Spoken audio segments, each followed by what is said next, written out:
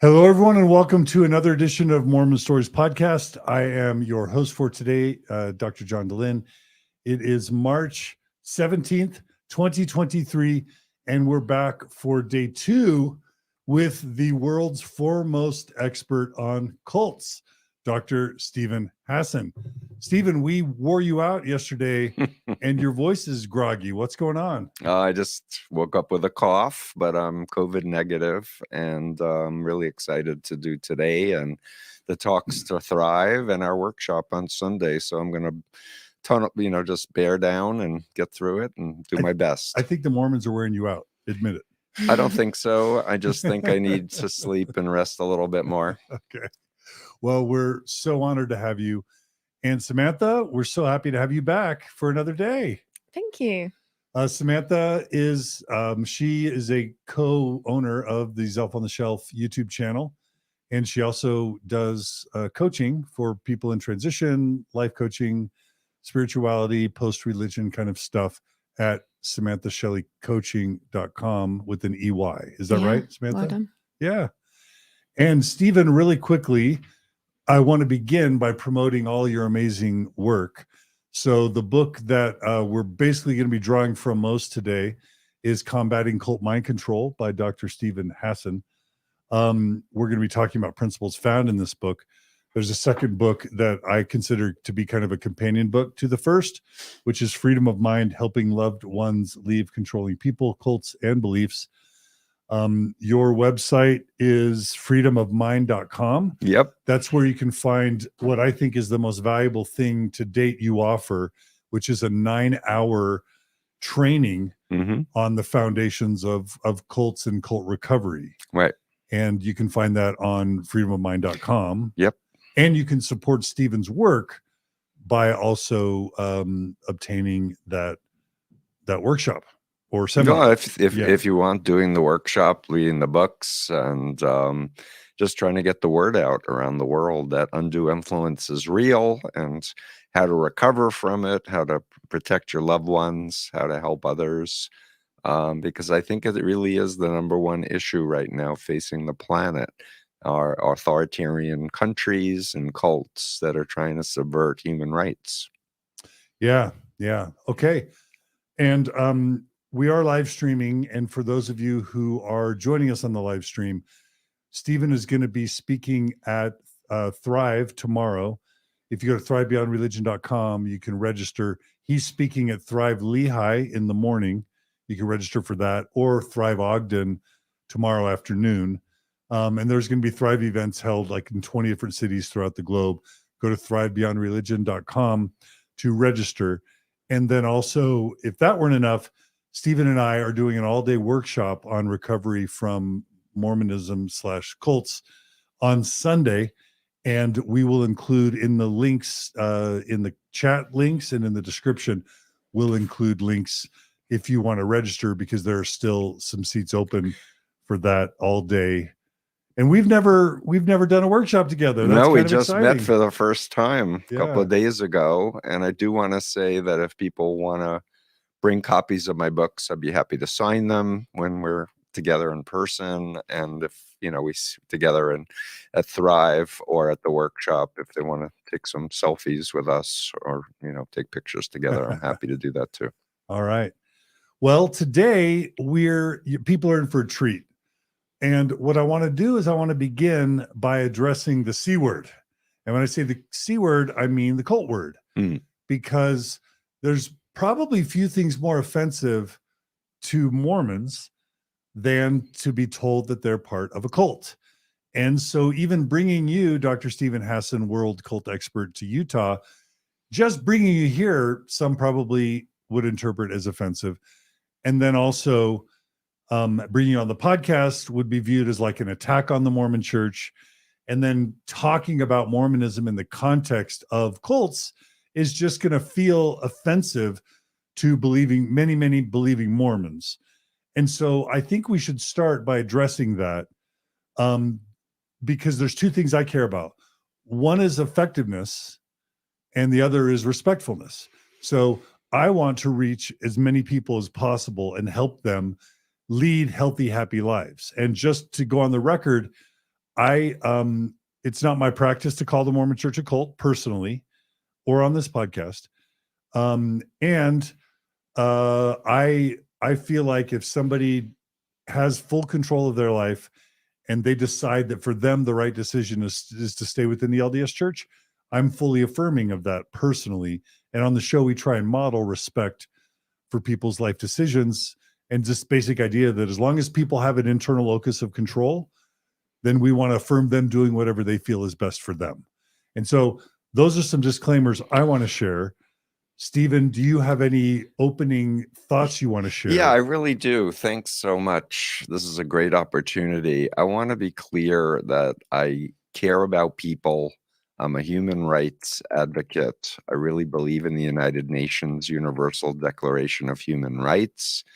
And if anyone has never heard of this document, it's 75 years old. It's been signed on, I think, by 150 countries.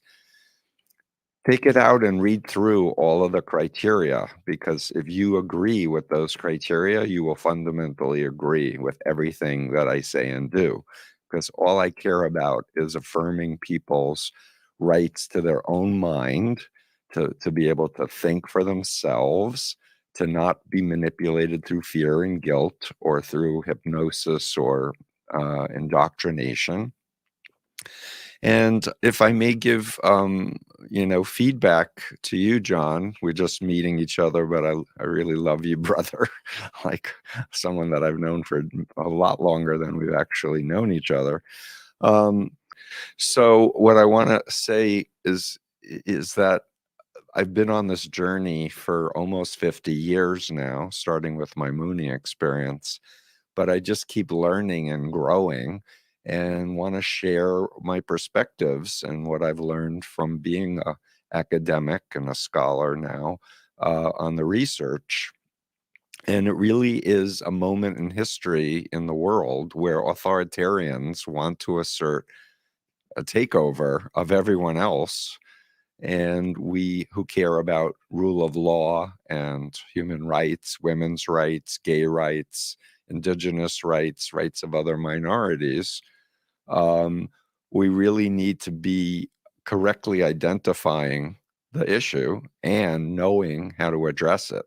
And for me, the power is in knowledge and knowing the difference between a belief that is grounded in reality, that can be fact-checked and evidence-based, versus trusting some authority who may or may not have the proper credentials or background or has an actual criminal history background. So I just want to say I hope everybody receives my message. I'm here to help empower people and give them more choices and not attack anybody in any way or try to impose my belief system on anybody, because that's not my style, not my thing. So that was beautiful and powerful. And I know those things are true about you. And I'm going to say you didn't sort of address head on the issue of the Mormon Church and calling it a cult and the problems of discussing the Mormon Church within a cult framework that I know you would be so more let me sensitive to respond. And if we can, you've asked me to bring a few slides from my course that I used in our talk last night. And I have a slide that I'd like to share on my influence continuum. And I don't know if people are able to see the small words, but it's this is on my website at freedomofmind.com in downloadable form.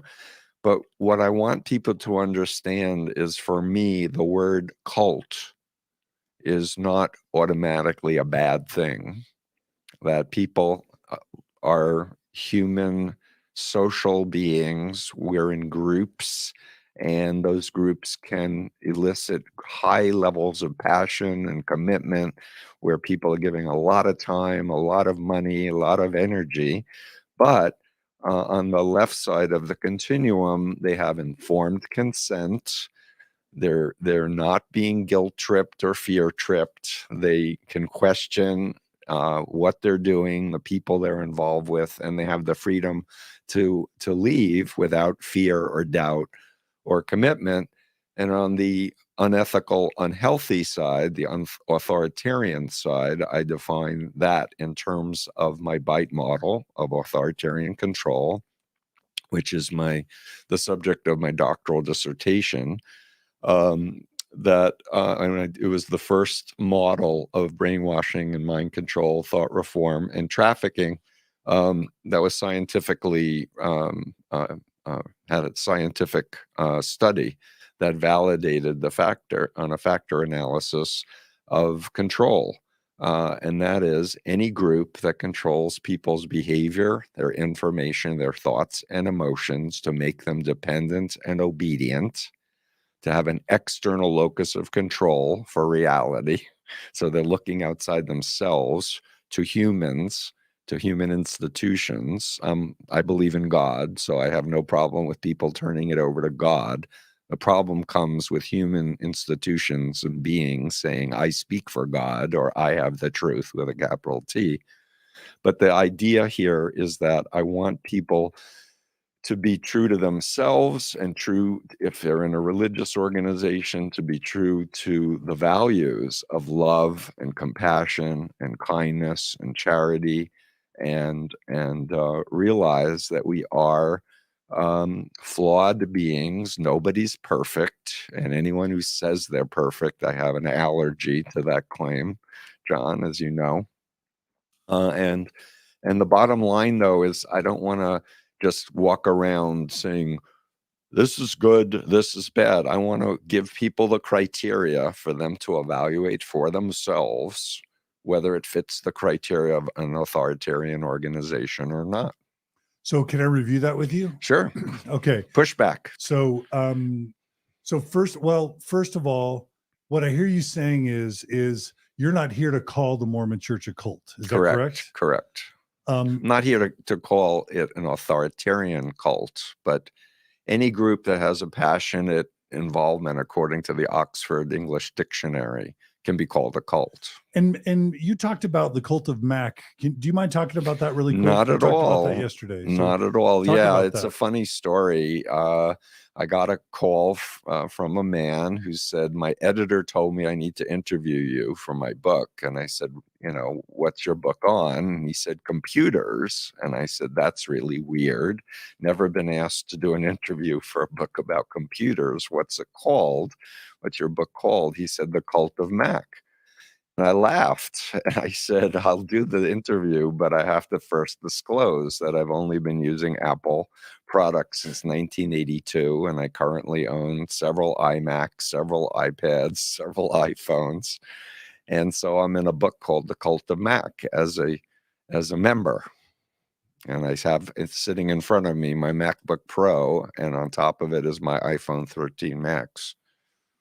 And I guess what I hear you saying is the point is, and we'll show the slide again, is that your point is that there's going to be groups of people that aggregate or congregate around a passion, and that's kind of what a cult is in a very general sense. It can be a belief, it can be a passion, it can be a cause. Like former members can be, looked at as a cult. I know my former cult, the Moonies, say that I am the negative messiah leading everyone straight to hell, who follow me because they are former Moonies also. But I try to stay away from pejoratives and just say, let's use words to serve us, and let's not let words control our minds in a way that it separates us and alienates us from one another. And so what I hear you saying is the term cult doesn't need to be offensive. Correct. It just refers to a group of people that are congregated around an idea or an ideology or a product or a rock group. I'm sure that the people who follow the Grateful Dead, you could call them a cult. Oh, absolutely. If you know fans of celebrities, some of them are just obsessed. And right. I remember who I. Why are you smiling, Samantha? Taylor Swift. Taylor Swift vibes? Yeah, I was just saying, I just talked with someone who's going to hear Taylor Swift, and they got tickets, and they're going to another state to hear Taylor Swift. So are you a Swiftie? Yeah, and Is you that what they're know, I called? found out about her private jet usage, and I was like, "That's fine. She can have that." She gets a pass. Taylor No, Swift but gets a pass. this is normal human stuff, and I look up to people too, and I really want to tell everybody that, in my opinion, as a mental health professional, that we need to get away from these perfectionistic standards that are being thrown around like crazy on the internet, where people are being asked not to be genuine and be themselves. I'm also a scuba diving nut. I mean, I have flown all around the world, spent endless amounts of money to go into dangerous situations, including cave diving, because I really feel awe when I'm scuba diving. I love the experience. Okay, so the term cult, first of all, doesn't need to be viewed as offensive. And then secondly, what this slide helps us understand is that you place all organizations and cults, and I can add, you would include businesses, governments, you know, yoga instructors, gurus, podcasters, social media celebrities. Like there's no one. And one-on-ones. I do a lot of coercive control cases where a man's controlling a woman or a woman's controlling a man, isolating them from family and friends, turning them against their own careers, their own best interests, to make them dependent and obedient. And I really want to empower human beings to say life is precious, and I want to be in control of my own mind, my own body, and make choices that are true to me and my best interest. Right. And I'll just add one more thing. Like I did talk with, I won't name her, but she's vaping. And I was like, why are you allowing the industry to control your mind to do something that's harming your body, where we know scientifically it's harmful to your body? If you want to relax, do some deep breathing, do some meditation, do Right. some hand massage. Right. So, okay. So, not all cults are harmful. All cults we're putting on a spectrum. And what you should do is consider whatever thing you're looking at. Like I had somebody DM me today and say they saw that I was going to have you on, and they're like, well, isn't Mormon Stories a cult? Aren't you a cult leader of the Mormon Stories cult? And you know what I said back? I said, you know what? Look at Steven Hassan's criteria and apply it to Mormon Stories. Mm-hmm. And if I'm acting like a cult leader, or if Mormon Stories is having a undue negative influence, I want to hear about it and I'll make changes. And so that's just a small example of what I think your message is, which is all organizations and relationships can be put on a continuum, and what needs to be evaluated is how constructive and healthy are they versus how destructive and unhealthy are they. And then there's a very basic criteria that you can use to evaluate them along different criteria, the healthiness and the unhealthiness. And I think it would make sense, like we did last night, for us to go through that slide and invite our audience to envision in your minds some organization you want to evaluate, or some person or podcast or whatever it is, a guru or a relationship you're in. If there's a relationship you're in that you are unsure whether it meets criteria, or if it's healthy, or if it's problematic, Steven's going to walk us through an evaluation based on his model. And then when we're done, those of you who are joining us in the live stream, you can comment on how your relationship or organization did based on your own internal evaluation. Because Steven, what I loved last night at the Lost and Found Club, when somebody asked you whether Mormonism was a cult, you responded and said, that's for you to decide. You're not here to make that decision for people. You want to help people build their own locus of control and decision-making and authority. And so you turned it back to them and said, that's for you to decide. And so that's what we want to invite our audience to do right now. Is that okay? Yeah, absolutely. But I want people to understand that we're living in a world of information warfare or psychological warfare, with agents that are deliberately trying to stir up different sides of any topic to polarize. And so name calling, ad hominem attacks, there's so many specific techniques of propaganda that are being launched. The only solution, as I see it, is for people to make the effort to learn and identify correctly what's happening. And I do want to say to you, that DM to you, John, I get accused occasionally of being in the cult of the libtards, that I've been brainwashed by the libtards, or I'm in the cult of Soros, to which I respond, oh, really? Tell me more. Tell me what your understanding of brainwashing is, and tell me how you believe that I've been brainwashed. And they don't respond because they don't know yet about what is brainwashing and mind control. But my hope is to try to make people curious and to help motivate them, if they really believe, if they're true believers and they really feel that they're a good person wanting to make the world a better place, to kind of clear the clouds and look clearly and honestly at what is happening, and then they can decide Right. for themselves. Okay, so let's do it. I'm going to put the slide up. Yep. Please, listeners and viewers, identify an organization or some type of entity that you want to evaluate a relationship. And then Steve's going to take you through a visualization or an analysis process or a framework to help you assess. So for those of you who are asking if Mormonism is a cult, as Steven takes you through these different criteria, just think, does the church qualify or not? Is that okay? Yeah, but I guess my question to you is, because I'm a little tired still, would you like me to go through the influence continuum first and then the bite model, or do you want me to go into the bite model? I love the influence continuum. Now, do you want me to read it to save your voice, or Samantha? She's got a great voice. What would you prefer? Either would be great. Okay, Samantha, do you want to do it, or do you want me to do it? We can tag team it. Yeah. Yeah. Why don't you start? Team. All right. So here we go, everybody. So we've got this influence continuum. Left is healthy. The left side of the spectrum is healthy, and the right side is destructive and unhealthy. I'll start with individuals. So a healthy organization or relationship wants to help cultivate in you a sense of an authentic self, of your own individual authenticity and power, and a sense of self-knowing, versus an unhealthy organization or entity is going to try and develop in you a false identity that the cult or that the organization wants you to have or develops for you. Right. So that's the first one. Yeah.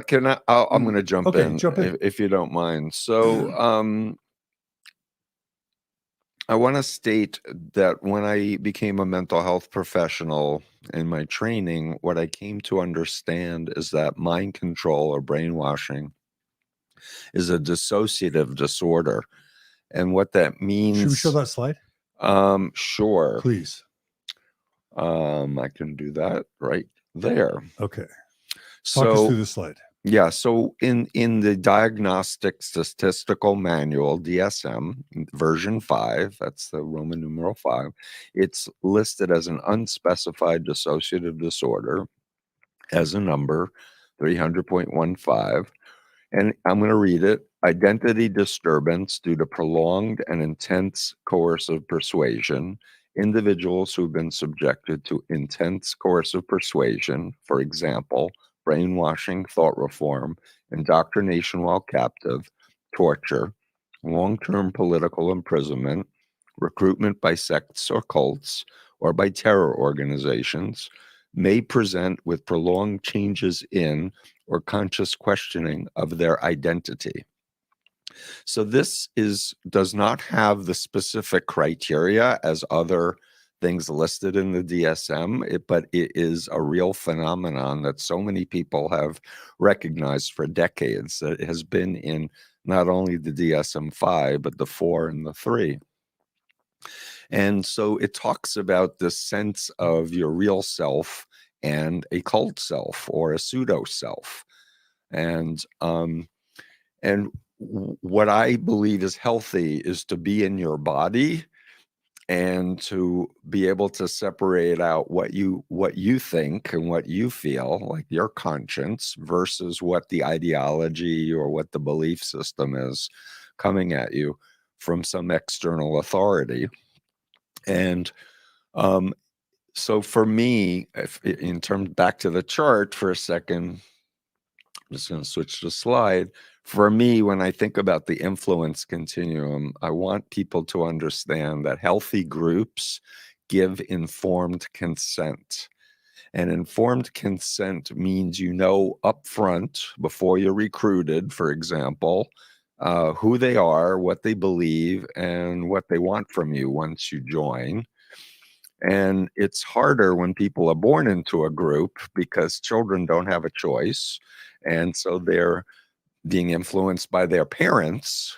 And if their parents are in the group and have been indoctrinated to become good members, they're going to want to indoctrinate their children to be like them, which is the opposite of what we've learned is healthy parenting, where a parent views their role as seeing the infant, the baby, as a unique being or soul. I believe in the notion of a soul or a spirit. And that our job as parents is to help that spirit, that being, to grow up to be their best self. And even if that doesn't conform with our beliefs of what we want them to become or what we want them to do. And so it's referred to as authoritative parenting. That's developmentally appropriate, and with the goal of not telling the child what to think, feel, and do, but teaching and modeling good behaviors, but empowering the child to ask questions and to explore and develop. I know I'm on a little bit of a tangent, but I want to building a foundation. I want to set the that's important. foundation. Yeah. Exactly. So for people who are born into a group, because I've worked with people who are in the Jehovah's Witnesses extensively, for example, people born in the Children of God, people born in the Moonies, Scientology, they don't know what's normal. Like, so when they may be disillusioned with the group now in their 20s, 30s, 50s, whatever, they haven't had the opportunity to be exposed to a healthy environment with healthy parents that were really devoted to them, kept them safe, where they felt love, where they could develop a secure attachment and a healthy sense of self. So what I see happening in the world right now is a lot of confusion, a lot of hurt, a lot of nihilism, and a lot of hedonism, a lot of, like Ayn Randian cult objectivism. That's a cult, in my destructive cult, where she says selfishness is good and altruism is evil. That's the ideology. If you're operating on that, then that's inculcating a belief system that it's fine to be a predator. You want sex with somebody, they don't want it, take it. And that's treating a person like an object and just putting your needs over someone else's. I don't think that's civilization. I don't think that's society. I don't think anybody who has a heart or has compassion could say this is healthy in any stretch of imagination. Okay. So back to the influence continuum, informed consent is critical.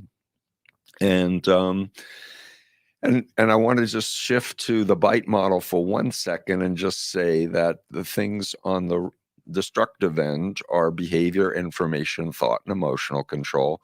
And with information control, if a group doesn't tell you the truth about the history of the founder, for example, if there's criminal history that's documented, if there are other, very concerning things that have been covered up, for me, it's big red flags around, because for me, my notion, especially with religious groups, is that my understanding is that it's about truth and about love and about goodness and not about lies and covering up criminal behavior.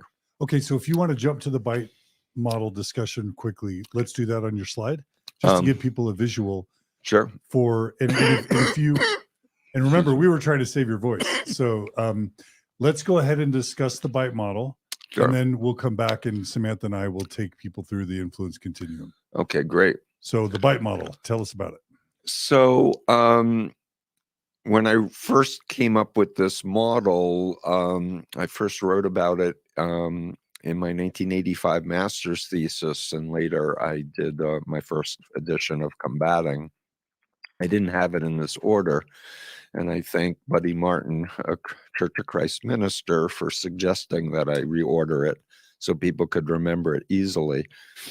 But I basically, when I read Leon Festinger's book, When Prophecies Fail, about a UFO cult, and he came up with this very important construct called cognitive dissonance theory, which says we have thoughts, feelings, and behaviors, and humans like to have congruency between those three things, and such in relationship to the UFO alien spaceship not showing up at the designated time, according to the cult leader.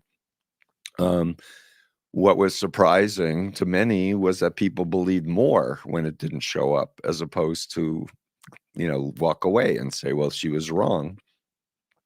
So this notion of why, if somebody can get people to do extreme behaviors, they'll start to rationalize it and feel good about it, seemed incredibly important to my work with coming out of the Moonies.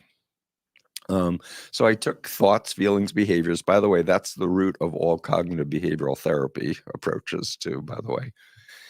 And I took Robert Lifton's 8 criteria of mind control from his 1961 book, Thought Reform and the Psychology of Totalism. Later, Margaret Singer, Army psychologist who studied Chinese communist brainwashing, came up with a 6-condition model. I reviewed all their models, Edgar Schein's models. I thought about how to integrate that in a more easy to understand paradigm. So if you can organize a groups that we're evaluating in terms of their behaviors, how they train people to think, and how they emotionally manipulate people, and you add in information, then you have a formula that you can apply to anything to evaluate where it would fall on the influence continuum.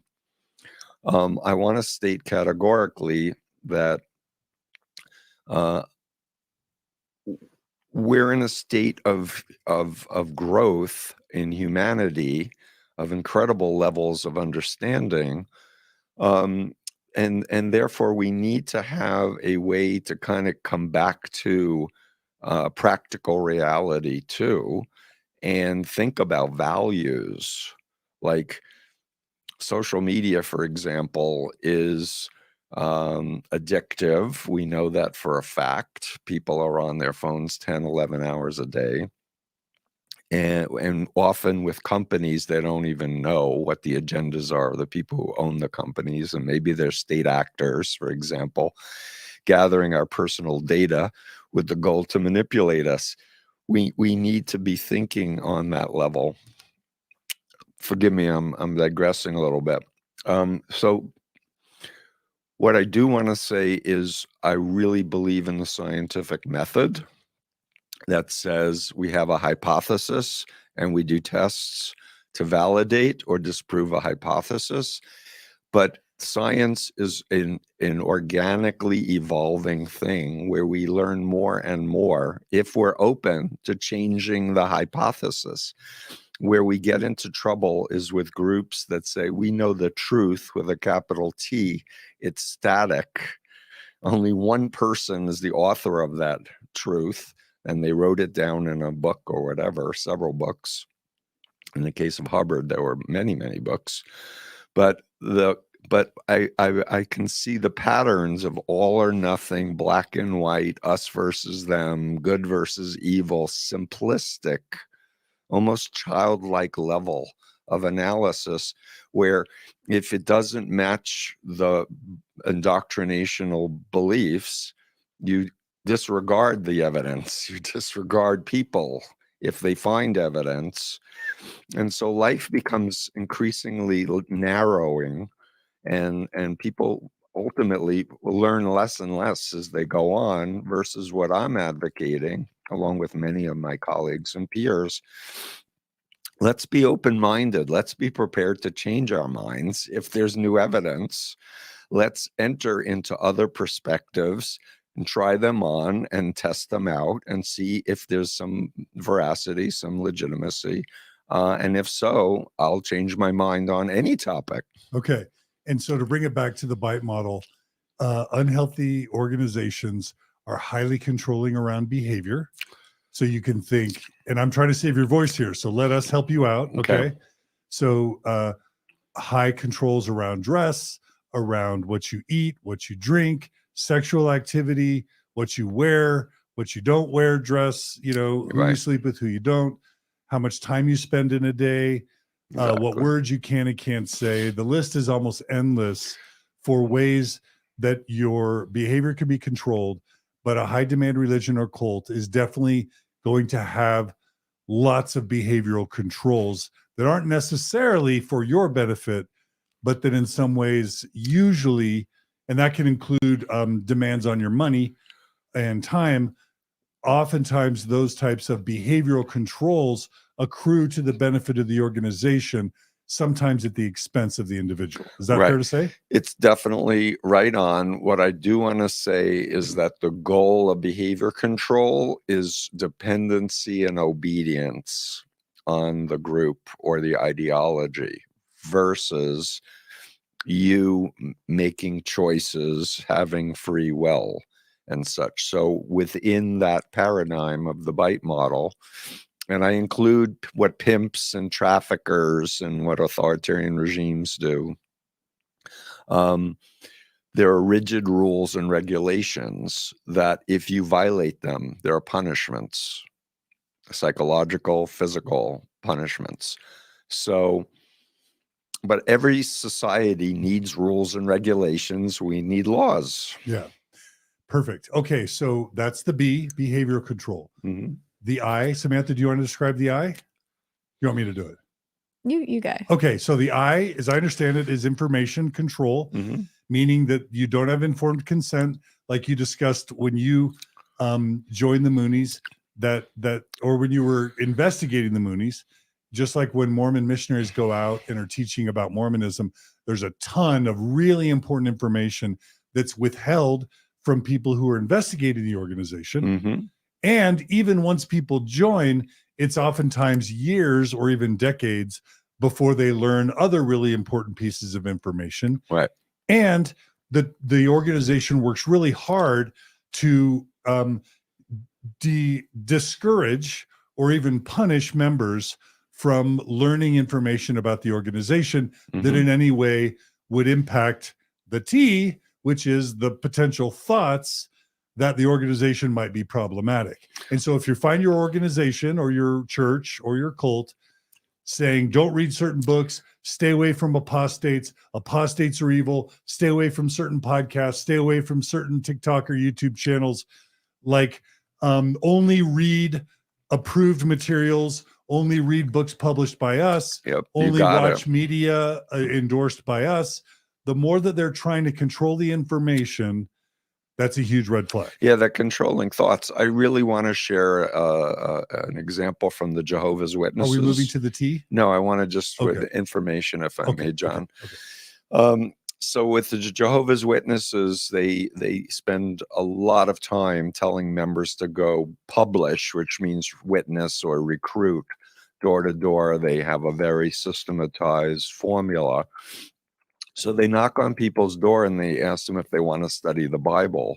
But what they don't disclose is that their version of the Bible, which is called the New World Translation, is not respected or accepted by any Jewish or Christian theologian as legitimate translation.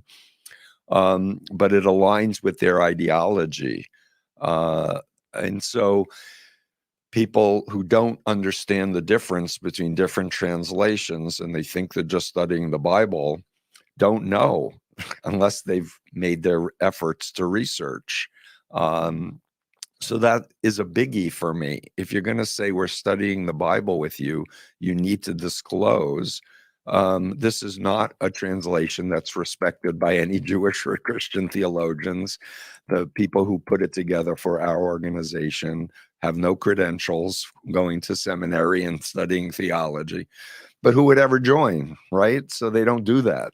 But that's what I think they would need to say. By the way, before we study the Bible, we think that blood transfusions is a sin.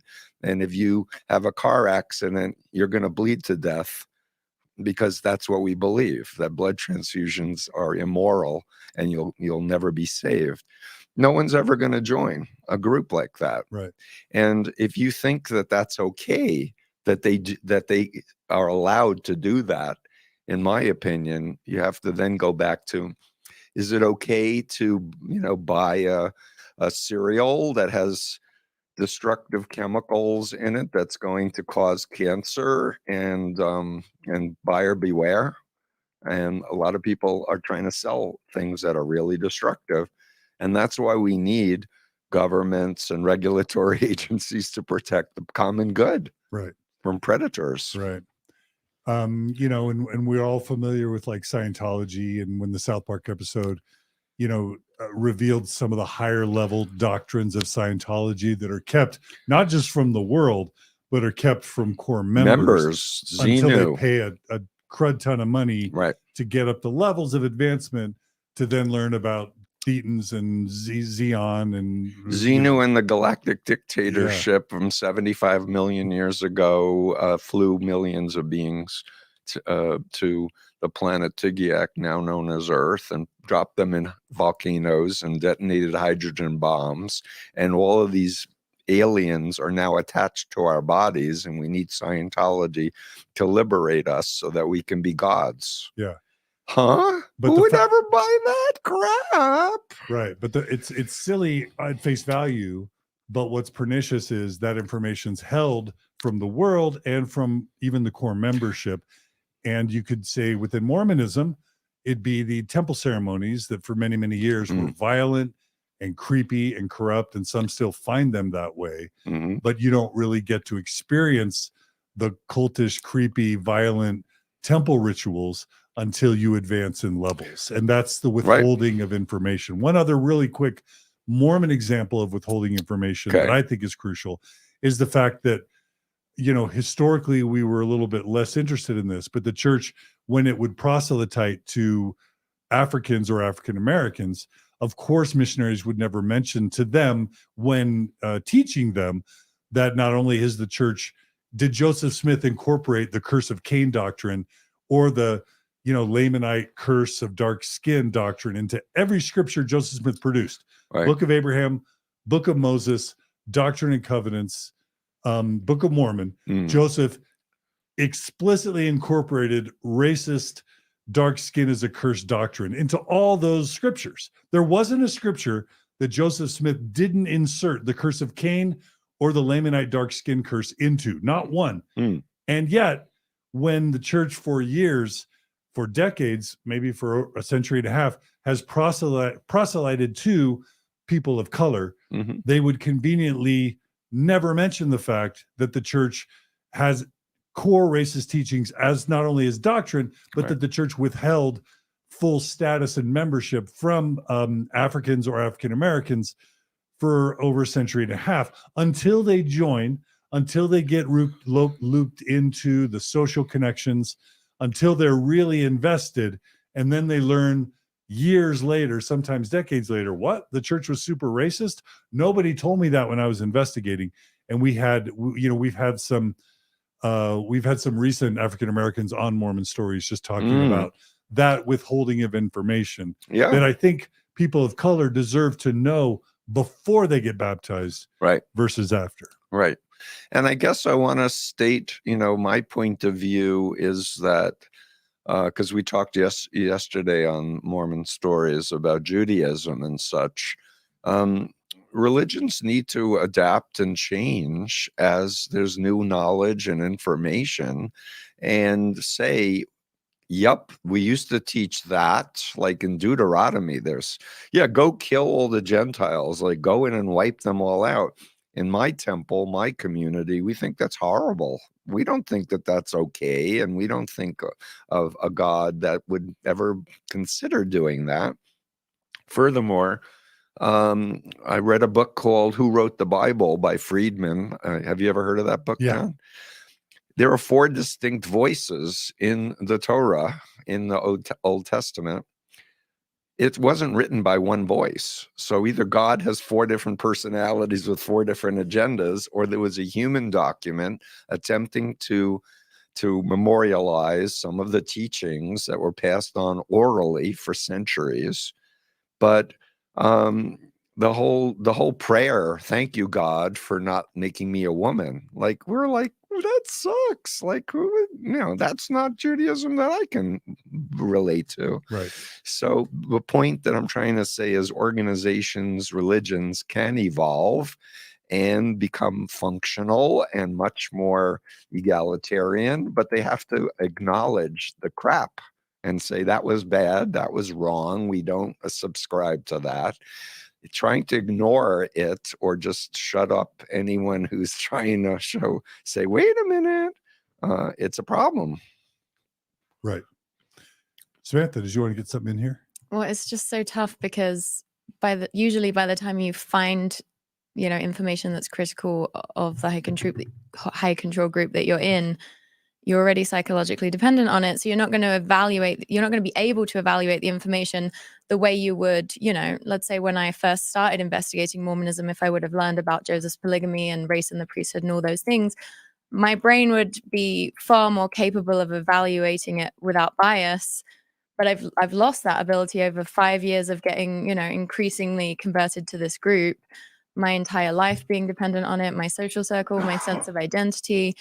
So even when information does become available, as obviously we see constantly, your brain doesn't have the same capacity to evaluate it honestly. It's a critical point, Samantha, because, and that's where I also am concerned about young people being influenced on social media, but they don't have the maturity and the capacity for critical analytic thinking, and are often more emotionally driven or influenced by their peers that they're identifying with. So we need the internal capacity, but also the information to then make sense of it. And one other point I want to share, if I may, I'm part of a forensic think tank at Harvard Medical School called the Program in Psychiatry and the Law. Pardon my froggy voice. And these psychiatrists, psychologists, and attorneys are constantly trying to improve the connection between mental health and the legal system.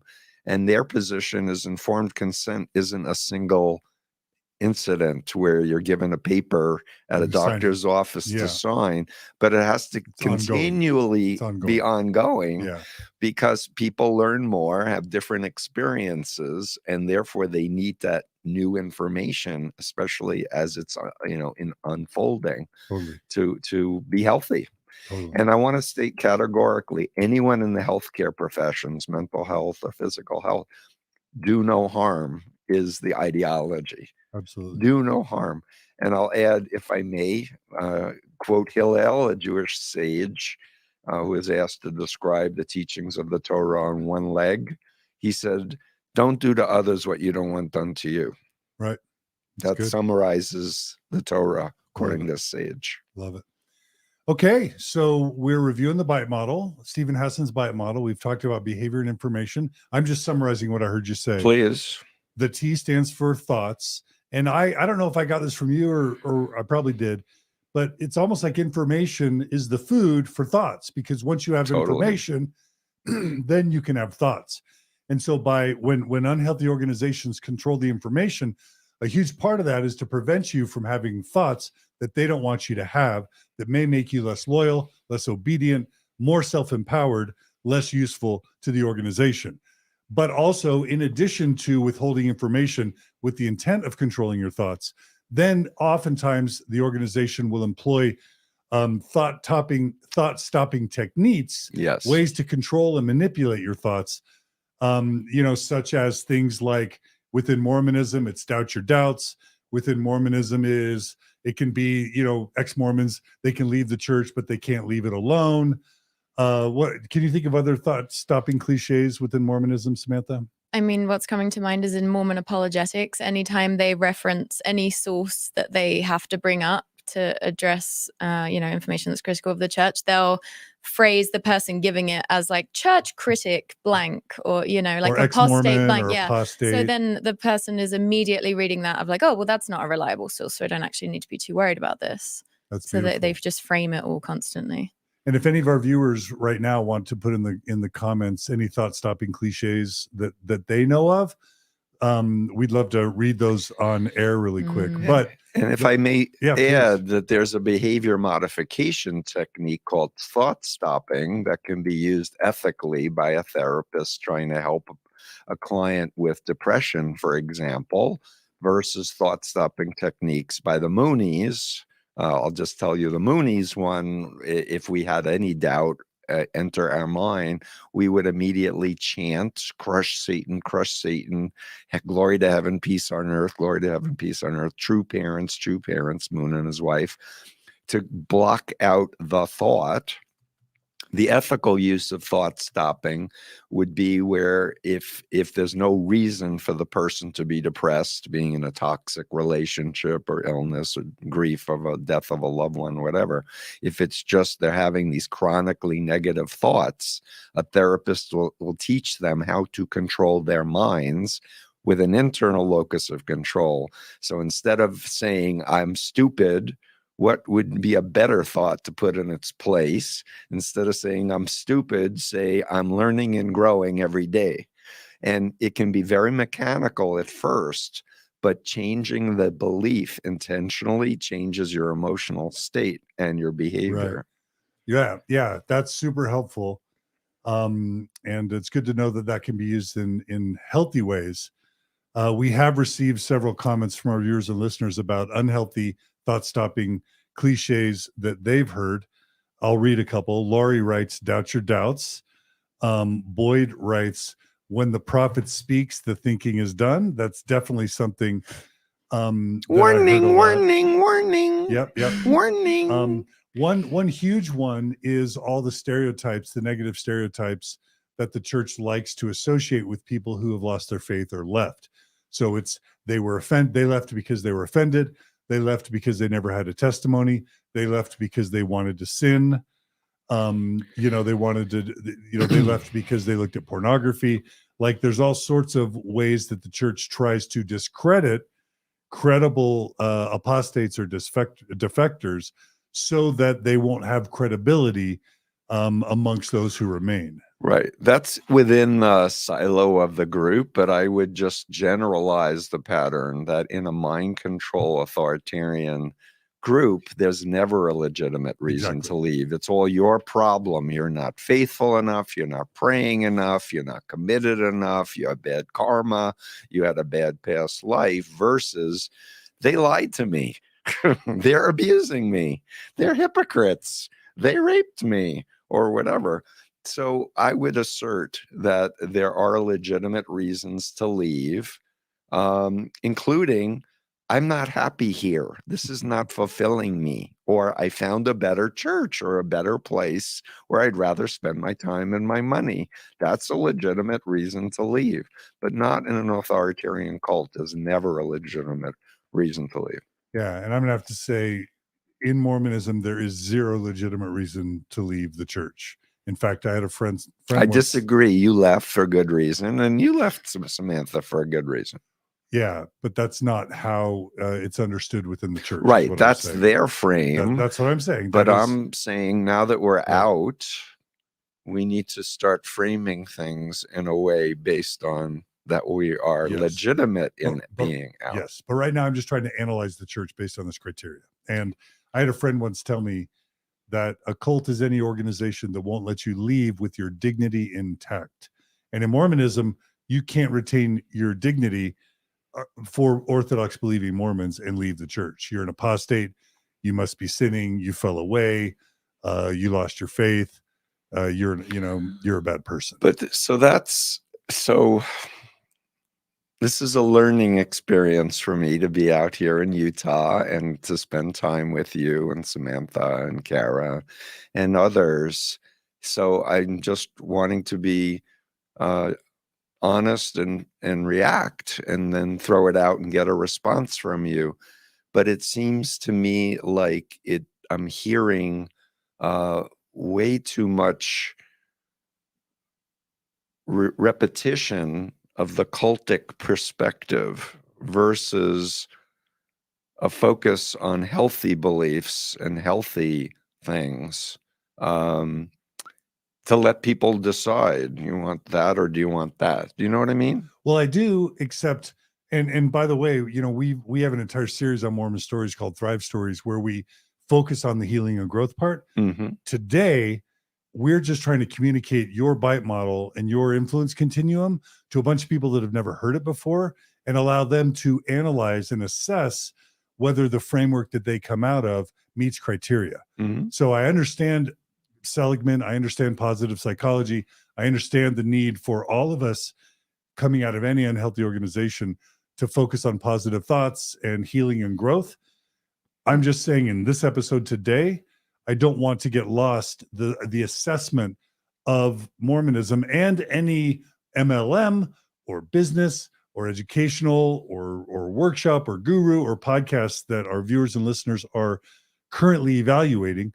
I want to use today to give them a chance to evaluate based on your criteria. Mm-hmm. That's why. No, I hear you loud and clear, and I appreciate the opportunity for sure. Yeah. Well, I appreciate what you are nudging us towards is the healing and growth part, which is the main reason. Like, if you're going to leave a cult and just swill in negativity, then you've kind of lost the opportunity. On the other hand, if one of the great opportunities of leaving a cult or high demand religion is to create a beautiful, big new life. And I appreciate that that's what you're trying to nudge us towards. And we definitely need that. But sometimes deconstruction needs to come before reconstruction, or they need to happen in parallel. What do you think? I'm learning. I don't know. So I would ask you, are most of the people listening to this already decided they've exited and they understand why they have, and they're fully clear about that? Or are their primary listenership still on the fence and they're dipping their toes in to hear what other former members and people like me are saying? And I guess I have a natural inclination to steer my focus on people who are still in but are questioning, or people who are fully in and want to listen to me and to just diss me and find reasons to disagree with me. And I'd like to try to message to those folks that, I'm a good person and I'm willing to be convinced to become a Mormon. Let's talk. And I'm open to a conversation. If you're willing to change your mind, I'm willing to change my mind. Yeah. And so to ask things in a way that provokes questioning and curiosity, to me, that's more my angle and my style. I don't feel like you two are at all, well, not at all. I don't think each of you is different in your approaches. I think you're Symbiotic, like this exchange that's happening. I don't think either of you. No, need to be I feel very warmly, and I think we're doing well. You're on the same page. Great. Okay. So cool. So I appreciate that feedback and that direction.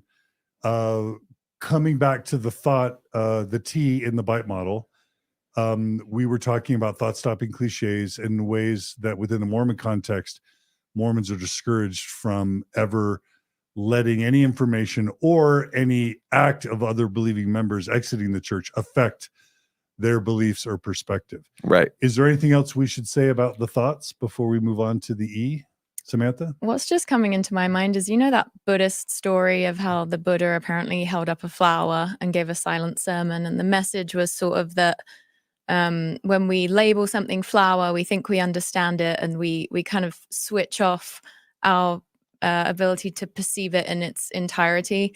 And I feel like all of these thought terminating cliches in Mormonism or any high control group, they're like this excessive categorization that then obviously limit our ability to see the holistic picture of things. So it's just, again, going back to that simple black and white thinking, it's just getting us to put everything in a box and then we think we understand it. That's we call very it a flower wise. and then we know. I really agree with that. And I think in general, it's really good to be aware that words should serve us, but they also can be traps.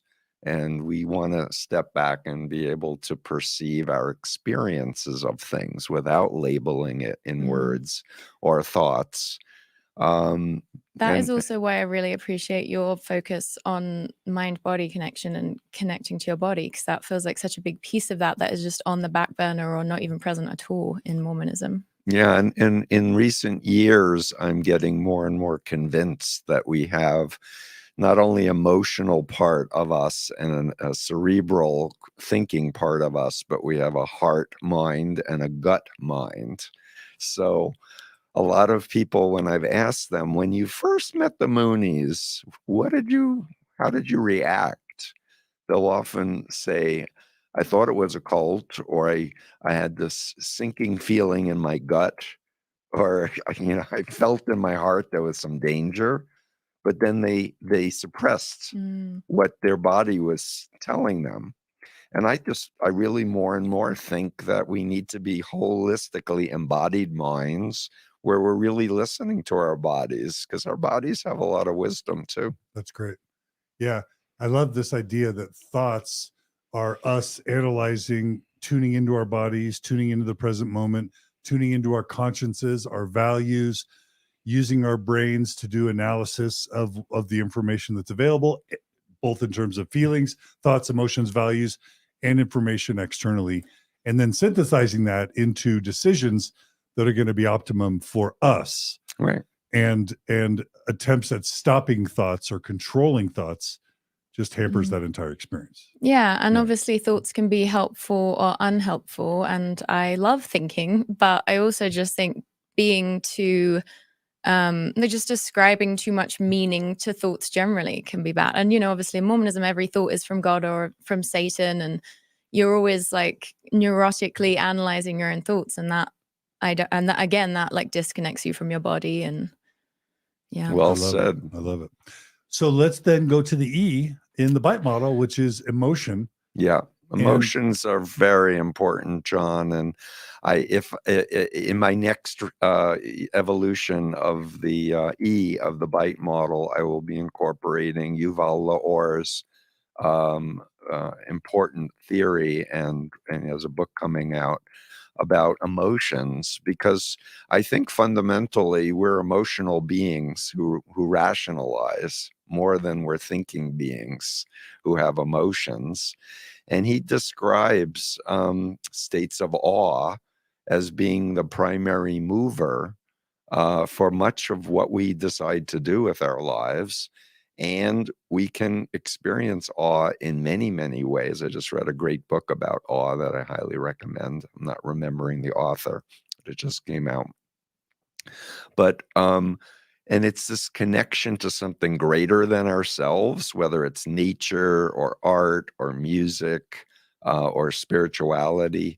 And it makes us feel bigger and more connected to in the environment and others that are important to us. So what I want to say is, I often hear people labeling me when they hear I was in the Moonies. Oh, were you weak? Were you stupid? Were you needing a group to be part of? And I was like, no, I didn't need a group, and I wasn't stupid or lonely or whatever. But I do want to say that often the appeal initially was with me was women flirting with me and making me feel like they may want to be my girlfriends, where they deliberately lied, saying that they weren't in a religious group, they weren't part of any. They even said they were students when they weren't.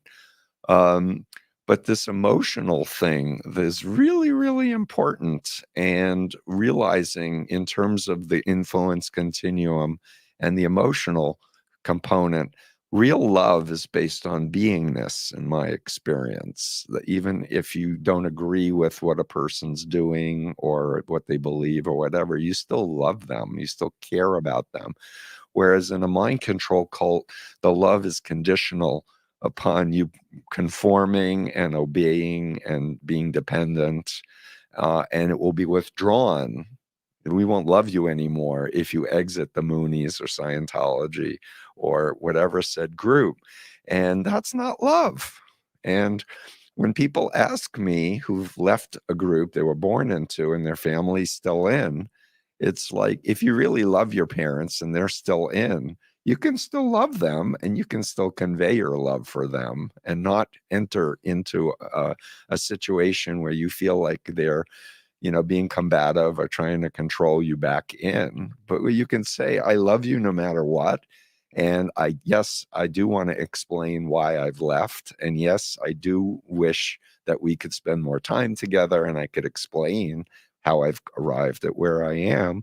But if you're not open to it now, that's okay. But let's be in each other's lives. Yeah. I'm there, and let the group say, no, you shouldn't associate with your daughter or your son or your loved ones.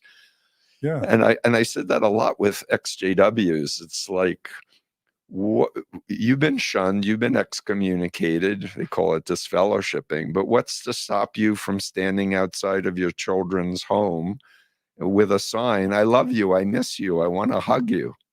Like, no one's going to stop. That's not illegal. Your kid's going to see it. You could be making a blog where you're uploading photos, you're writing poems to your kids, to your family members in the group, and just be generative, doing what's within your power to do. Love it. And show love. Yeah. Because love is huge and it's so important. Yeah. So reflecting on what I just heard is that unhealthy organizations or cults oftentimes use love bombing or flirt to convert as a way to emotionally manipulate people into joining. Yeah. They also use the threat of withdrawal of love or unconditional love to keep people from changing their relationship with the organization once they're in. If I had to add some of the emotions that I'm familiar with that are used to manipulate within a Mormon context, and Samantha, I'd love to hear you add, music. We talked about music being used as a way to manipulate positive emotion, to seal you and bind you in your commitment to the church. I always said my testimony in the music within Mormonism was one of the strongest parts of my testimony of the church, because the Mormon Tabernacle Choir and the songs and the hymns sung at church elicited such positive emotion in me that I was taught and conditioned to associate that with the Holy Ghost or the Spirit testifying to me that the church was true. And so music, not to say that it's intentionally pernicious per se, but music is a highly effective way to stimulate emotion, to bind people to the church. Yeah. And then create states of awe. Right. Yeah, exactly. And then I'm also going to add, for me, and I hope I'm not taking some of yours away, Samantha, fear and shame and guilt are like core to what I call the Mormon business model in making sure that you feel bad about yourself. And this goes back to this is a really sensitive issue, but just Christianity in general, the idea that we're all fallen, that we're all broken, that we're all bad, that we should feel bad about our sins and what we do. So we need a savior to make it all right, that we need to then have allegiance to. And so we should feel guilt and shame about our fallenness. And then we need the church to make us better. And if we masturbate or if we touch someone in the private part, that we shouldn't touch them, or even have a bad thought, we should feel guilt and shame. And then we need the sacrament, and we need the temple, and we need the bishop to purify our thoughts because of all this awful guilt and shame that we're almost guaranteed to repeat. That's the shame, guilt, shame cycle of feeling awful that binds us to feel like we need the church, which is the dependency model that you talk about. That's another way emotions are used to bind people's devotion and commitment to the church. Well said. Yeah, no, the thing about guilt is it is an emotion that in healthy contexts lets you know that you violated a value, a compassion, that if you were in the other person's shoes, you wouldn't have wanted that to happen, to move you to apologize, to make compensation, to not do it again. It's a corrective based on values, versus a tool of mind control and manipulation. One of the things Lifton wrote about in his 61 book about Chinese communist brainwashing is that what he called one of the 8 criteria was demand for purity. And what he was really talking about was perfectionism, that the cult would define a level of perfectionism that wasn't possible unobtainable by any human. So by definition, it was establishing a relationship of shame and guilt, because you can never achieve it. So you're always one down, needing the group to, exist and such. And did you want to say something, Sam? Not right now. Well, okay. Yes, but the whole notion of that we're not biological organisms is absurd, because we are, and we're storytelling animals. That's what has made us as a species so phenomenally successful, in the sense of being the apex predators of the entire planet, to the point where we're extinguishing the very habitat that we need to sustain us. And I lost my train of thought. It's okay. So sorry. back to emotional manipulation. Right. Samantha. So I want to just come back to the fear stuff. So a very important component of my work helping people to get out is to distinguish what's a legitimate fear and what's a phobia. Because a legitimate fear is for survival, to keep us safe. So if we're going in a railway station and it says, do not touch this rail, you'll be electrocuted, you should be afraid and you shouldn't touch the rail. However, what mind control cults all do, the universal mind control technique, is this installation of irrational fears that terrible things will happen to you if you question the leader, the doctrine, or the policy, or leave. So that in the mind of someone in that pseudo identity that's been so programmed, they can't imagine leaving and being happy and fulfilled. Yeah. It's out of their possibility. So the fear keeps them locked in. But I've developed a 3-step intervention to explain the difference between a real fear and a phobia, how to cure a phobia, how other cults put phobias to control people, right? Because it's always easy to see it in a different group than the one that you were in. Explain it so the person really gets it, that this is a doable policy for the purposes of dependency and obedience control, right? And then have questions on the 3rd step of, what do you think? Do you think it's possible to leave your group and still be in a relationship with God, or be a good Christian, or happy and fulfilled?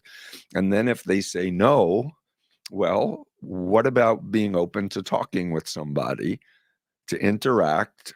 Because then you can maybe have some information and experience that may help you decide that you're not in one of those groups that installed phobias intentionally to control people. And is this something you talk more about in your course? I do. It's in my book, Freedom of Mind, chapter 10, explicitly. Freedom of mind. But it's an absolutely vital thing, because so many people everywhere are walking around anxious, fearful, and depressed. Right. And they need to understand it's your mind. You need to identify you're having these powerful emotional states, and are they serving you, or are they directing you to change your behavior? Right. Or, is there something that's fixable in these things? And it is fixable. Totally. Okay. And Samantha, I want to come to you in terms of your analysis of emotional manipulation in Mormonism, but you reminded me, Stephen, of one other really powerful emotional manipulation the church had offered me, which was fear that I couldn't raise healthy, happy, moral children without the church. Mm. Because once I had stopped believing, and thought, I don't know, I don't really believe this anymore.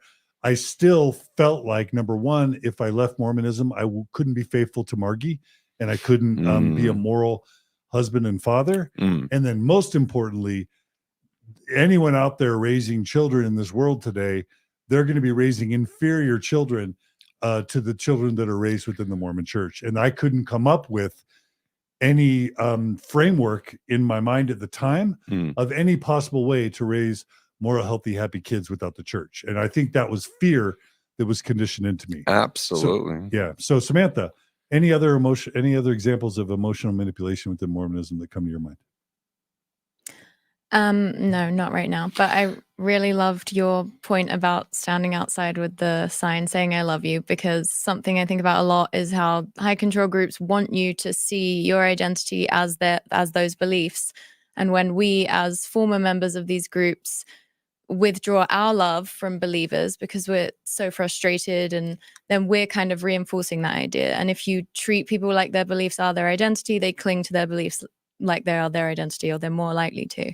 So I just really like that point. Are you kind of saying if you have lost faith and or left a church, treat them like you want to be treated with unconditional love? And loving them for their beingness, and just for the fact that they're them, outside of what they believe. Which is why trying to like take their beliefs away from them or insult them about how can you believe I thought you were smart, that's probably counterproductive. Well, I mean, I think, be smart about the way. I don't think there's anything wrong with trying to introduce, new ways of thinking if you think your family members are in a high control group, but just like be smart about it, use nonviolent communication, use strategies that are effective. Because if you're using emotional manipulation or coercion, Right. or you're insulting them or using guilt, fear, and shame, right, that's probably not effective, right? Yeah. Well, what I've experienced, if I can add in, Samantha, is that when people are born in a group and they leave, if they haven't done their healing work, they're going to use the cultic mindset, the black and white, all or nothing, us versus them thinking in reverse against the group, which reinforces not what we're talking about here, being in a healthy psychological, emotional environment for yourself or other people. So I always say help yourself first, then help others. Yeah. And it's counter indicated in cults like the Moonies and maybe the Mormons, Jehovah's Witnesses, where you're taught to put others first and not be selfish. But it took me a while, Samantha, to realize it wouldn't be selfish for me to want to go back to college that I was told to drop out from, because it will improve me as a person so that I can participate and contribute more to society. But it took me a while to realize that's not a selfish desire to go back to finish my college education. So being able to, get these perspectives and step out of them, and also think about a healthy future self. Like, where are you headed? How do you want to be in a year, in 5 years, in 10 years? And I want to come back to you, John, if I may, about the parenting model, because, I'm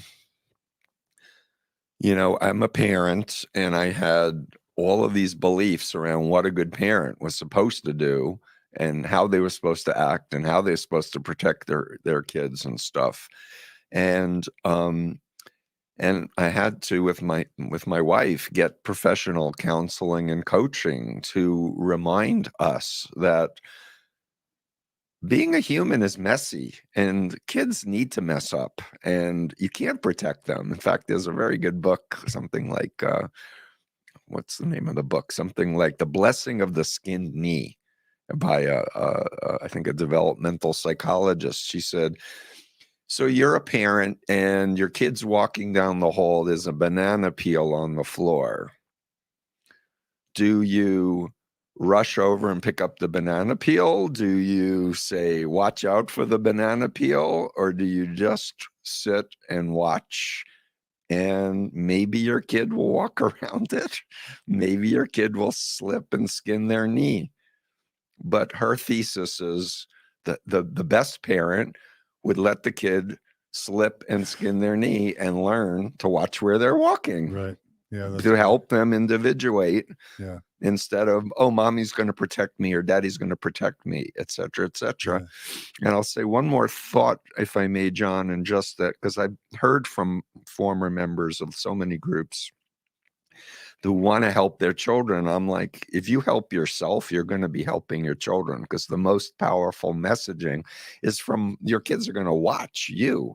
And if you're happy and if you're working things out, if you lose your temper and then apologize, that's really healthy.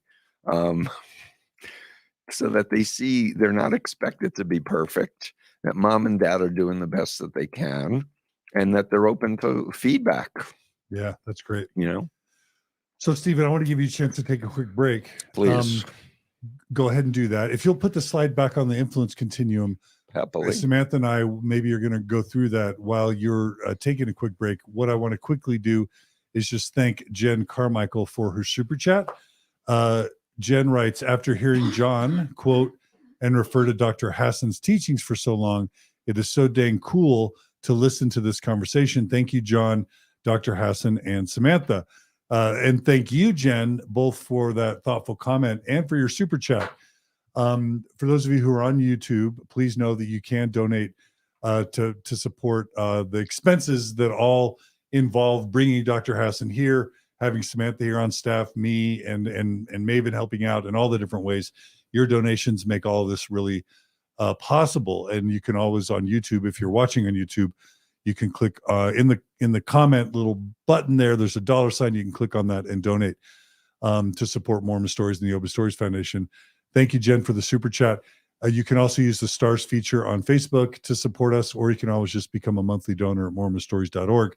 I will also say that subscribing, if you're on Facebook or YouTube or wherever you consume our content, subscribing, clicking the subscribe button, becoming a regular subscriber really helps build our viewer count, which helps us with the algorithms, and it also helps us get better guests to come on because they know it's a popular program. And while you're at it, while you're subscribing to Mormon Stories, subscribe to Zelf on the Shelf. Do you agree, Samantha, or do you disagree? Yes, definitely You do agree. agree? We recently did a video unpacking false narratives about ex-Mormons, which was relevant to this discussion. On Zelf on the Shelf? Mhm. Okay. It was So- a devastating takedown. So what's it called again? The video, I'm not sure. Or Called approximately. Debunking False Narratives about Ex-Mormons. Okay. So we'll have Maven maybe include that in the show notes. All right. So I think, so Stephen, now that we've kind of covered the bite model, so, it's for all of you to decide, is the organization or relationship you're analyzing highly controlling in behavior to create dependence? With a lot, that's one. With information, do they seek to withhold information from you, or do they seek to share information with you? And, do they operate under the idea of informed consent versus the opposite, which is to withhold information from you and have you fully engaging and committed to the organization while intentionally withholding information from you? That's the I. The T is, do they encourage independent free thought, or do they try to control your thoughts in ways to manipulate you to your own detriment or to the benefit of the organization? And then finally, do they use emotion to manipulate you or coerce you in harmful ways versus facilitate in you healthy emotional management in a way that's going to be to your benefit? So that's the overview of the bite model. Now, what Samantha and I are going to do is we're going to go back to the influence continuum. Let's go. And we are going to have you, again, do like an audit. And we're going to have you sort of analyze whatever organization or relationship that is, topical for you, that's relevant or interesting for you. We're going to use Dr. Steven Hassan's influence continuum to have you evaluate that relationship or organization. And we'll basically be describing sort of a polarity. And the polarity is between, the left side of the continuum, which is a constructive or a healthy organization. And then the right side of the continuum is a destructive or an unhealthy, side of the continuum. So is that all right? And Steve's back. So let me just say, I really want to encourage people to think of it not in polarities, but as a continuum, Right. because most groups are in the middle, a little to the left of the healthy side or a little bit to the right. And people, I don't know if I have this other slide, that people need to be true to their own experience, and people will experience the bite model within an organization very differently if they're a fringe member, or if they're a core member, or if they're a leader. And so what I've tried to do in my work is to offer the information and then ask people to apply what fits for them. So for some people coming out of Scientology, learning about the Jehovah's Witnesses really helped them a lot to have the perspective on their own experience. But they need to find someone in the watchtower who is close in experience level within that pyramid. Right. Thank you. Yeah. Yeah. But I think it's a useful exercise for people to try and analyze, try and practice using this model. So I'm inviting people to pick whatever organization or relationship they want. Yep. And analyze it based on your framework. Is Right. that okay? No, I think it's a wonderful thing. Really And- quickly. Oh, Samantha. Well, obviously within Mormonism, since was it the 70s or whatever, there has been so much, what's it called? Is it correlation, where all the materials that are given out are very similar. So it is, it's not too hard to sort of analyze what the church itself is teaching. And obviously, as someone said in the comments, they teach that if kids leave the church, it's the parents' fault. So the church really tries to instill in families, that their ways that they want families to be operating that same way. Obviously, all families are different within the church, but that is kind of the ideal that they're teaching that you should be like. But that's very interesting and important for me for what you just said, that maybe parents who are still in and their children have left, they're feeling from their indoctrination like they failed. Mm-hmm. It's their fault, Mm-hmm. and therefore they need to get the child back, otherwise, they totally failed. That's really important. I need to think about a little bit more how to address Thanks, that. Samantha. Their child's relationship with the church is tied up with their own perceived identity, Yeah. which leads to like parents shunning, obviously. Yeah, we could talk about that in our workshop on Sunday, but Yeah. one of the biggest reveals that happens in the retreats that I do with people who are questioning or leaving Mormonism is the parents are super upset at their kids choosing to leave, but almost their kids' eternal status, if the parent is really reflective, is secondary to their feeling of having failed as a parent and having not done a good job. And so while they direct their frustration and sadness and fear at the child, what's really under all of that is a sense of fear of having failed as a parent. And I don't want to get off track because we're trying to analyze the continuum model, but this is all super fertile ground to be discussing. Really quickly, again, I want to thank some super chats are coming in. C. Payne writes, thanks, John, for everything you do to help people work through their life-changing faith transitions. Thanks, C. Payne. Thanks, Michael Jordan. Doug Vincent writes, another awesome guest. Thank you, Doug, for that super chat, and Elizabeth Brown as well. Okay, so Steve, in an attempt to, number one, really illustrate your continuum model and to save your voice, and to help our viewers and listeners do an exercise. Yep. So this is more participatory versus just didactic. I love it. Let's go through it. Do we want to rotate every bullet? We take turns to save your voice, or Samantha I'm and I fine just to gonna keep rotate? talking if you want, but if you want to do a rotation, Well, how's your voice? I'm checking in with you. My voice is okay. Okay, so we'll start with you, and if your voice starts failing, then Great. But what I'm going to ask you to do is we're going to just go through the continuum. You're going to read the different sides of the continuum for each object. Okay. And we're going to ask our viewers and listeners to do a self-assessment of whatever organizational relationship that they want to evaluate. Mhm. And it's going to be a participatory exercise. Is that Mhm. okay? Sure. So, Absolutely. John, are we going to be talking about our Mormon experiences and how they align with this? Maybe we'll stop after each major section. So this Okay. continuum has individuals, leaders, and organizations. So we'll allow each sort of section to clear before maybe Samantha, you and I provide some analysis. Is Okay. that okay? Also, people want you to keep the slide slide on the up. screen for longer. I will. I would like to invite people to go to freedomofmind.com, learn about undue influence, click on the influence continuum, and they can download the slide. I'll include a link to it. And they'll, print I'll it out include if they. But right now we're trying to provide an Great. introduction to it. Okie doke. Okay, so Yep. let's go for it, Steve. So let's start with individuals. So essentially, we'll start with individuals, and there are many more qualities that I could add to both sides of this continuum, but I'll just state that the healthiest side of the influence continuum is where people have authentic selves, they're healthy, they're in their body, they have unconditional love of their family and friends, and they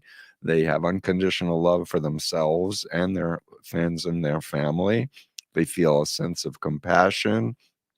They are in touch with their conscience. If their conscience is pinging them, they want to go, what's that about? And do I need to do a corrective? Did I make a mistake? Or did I hurt someone's feelings or whatever? Conscience is a valuable thing. And what else? Creativity. And I'm having trouble seeing. Actually, Steve, can we do it a slightly different way? Sure, of course. So read the positive and then the negative, Okay. and then have them do an assessment of each dimension. Okay. Or I can do it if this is. You want to go for it? Okay. Let me tell you what I'm thinking. So, yeah, because you know your mind better than I know your mind, John Dehlin. All right. So viewers and listeners, we're inviting you to do an evaluation of a church or an organization or a business or relationship across the influence continuum. So for individuals, ask yourselves, is this organization or relationship trying to get you to cultivate your most authentic self, or is it trying to develop in you an identity that the organization or the relationship imposes on you? That's the first one. And it seems like a good, because while I was in Mormonism, I would have said, yeah, this is my authentic self. I chose to convert to this thing. So it can feel authentic. And I imagine if you have been raised in it your whole life, it can feel very authentic. And, how many times do we do Mormon Stories interview where the person says, I had no doubts. It really felt like I was thriving and everything was amazing. But I feel like a good test is when you have an opinion or something you want to do that is contrary to what the group is teaching is right, are you able to express that or, play that out? Love it. Yeah, that's very important. I think something that is probably challenging for believers when analyzing this continuum generally is those things on the left. When I was in Mormonism, I would have said to you, of course I have compassion and unconditional love. I would have thought that I was on that healthy side, because I didn't have a full, you don't know what you don't know. And you don't know, if you've experienced compassion to this level, you don't know that compassion of this level is possible. You don't know what it might feel like to widen your circle of compassion, or, you know what I mean? So that seems tough. Sure. And so not everyone's going to be in a state where they can very clearly analyze this. Having said that, I still think there's a value in assessing and going through the framework. But I would add, if I may, John, we were talking at breakfast this morning, and you talked about several instances in your life experience where you experienced something that you felt was wrong or that you didn't agree with, but you stuffed it. And so anyone listening to this, I want to invite them to think back, if they were born and raised, were there moments, were there experiences where you felt like something was, you were being told, or you felt the guilt thing or whatever, that it really didn't feel right in your bones, but you suppressed it. Because I would argue that's your authentic self. That's your going, hello, something's wrong here. That's great. Thank you. Okay, so authentic self versus false cult identity. The second dimension for individuals is, does the organization or relationship operate under sort of a framework of unconditional love, or do they operate under a framework of conditional love where you have to sort of obey and perform to be able to feel the love and the approval of the organization? That's the second dimension for individuals, right? Yep. And I would add, if I may, because this is a learning experience for me too, talking about families where the child is left and the parents are in, the parents are feeling guilt tripped from the group about the kids and all of that. I would urge the children to think about their parents' best selves or authentic selves versus their group self, and tune into a feeling of unconditional love for their mother or father or for their siblings who are still in, to love their authentic self and to be able to feel at comfort to express that, you know, I really love you and I miss you. Beautiful. Beautiful. Samantha? It also seems useful to think about how you love, because I know in Mormonism, for example, there's often a big focus on, I mean, Tana talks about this a lot on our YouTube channel. I know it's prevalent on missions. It's like you're loving people with the goal of getting them to convert to your way of thinking. And that to me isn't a true kind of love, but it may feel like it while you're in the group. And also how many of the ways that you're intolerant or judgmental or lacking in compassion do you like falsely frame as being loving? Like a good example of this is like people being homophobic to people, but then in their minds that's the most loving thing they can do, because love is almost like a conceptual reality to them rather than like a real heart-centered, you know, what I would consider like true love. Beautiful. That is tolerant, non-judgmental. Beautiful. Well said. Beautiful. All right. The next dimension is, does the organization encourage a sense of compassion for self and for others versus sort of engender or foster or foment hate? And this is a really tricky one in Mormonism. When I've toyed with the idea of writing a memoir or writing a book, one of the titles I thought of is Nice Cult, because Mormon leaders generally value acting nice in terms of like the demeanor, the language, Polite. the diction, kind of politeness. Yeah. But which is not compassion. Right. So, but Steven, you mentioned last night in your workshop that you can be nice, but actually be saying or doing very hateful things. Is that right? Oh, absolutely. Again, Samantha talked about the conceptual thing, and it may come from a group or from within. It's a very different thing. But the actual effect of your posture, of your communication, is what I would urge people to consider. And the effect, the results. Yeah, right? the results. So when Moonies meet me and they call me names and they say bad things about me, I remember when I was in the group and how I would have said the very same things. But I also keep in mind there's an authentic self in there, even if they were born in the cult. And that if I can model a higher level of love and compassion, I think it's going to make the world a better place. Absolutely. And I certainly feel better about myself, that I don't come down to a tit for tat or, right, wrong, us versus them mentality. Right. And when I think about this idea of hate within a Mormon context, if you ask the average Mormon or the average Mormon leader about how they feel about LGBT people, I'll say, oh, we love gay people. We love the LGBTQ community, right? That's what they'll say. And the leaders will say, you're welcome. You're welcome to be LGBTQ. Come sit in our pews. We respect and value, and we want you. But if you fight same-sex marriage, if you condemn same-sex sexuality as evil, if you tell them they can't know love in this life, if you spend your money and your power fighting the rights of LGBTQ people to get married, and if you provide no theological or doctrinal place for LGBTQ members to be members in good standing, And if you teach them to loathe who they are, and you teach them to get conversion therapy to try to pray away their authentic selves, and if you create an environment that's so hostile that they want to die by, forgive me for the frank language, trigger warning, you create a hostile environment where they want to die by suicide just by being a member of the organization, then yes, your words are "I love you," but your actions are lethal.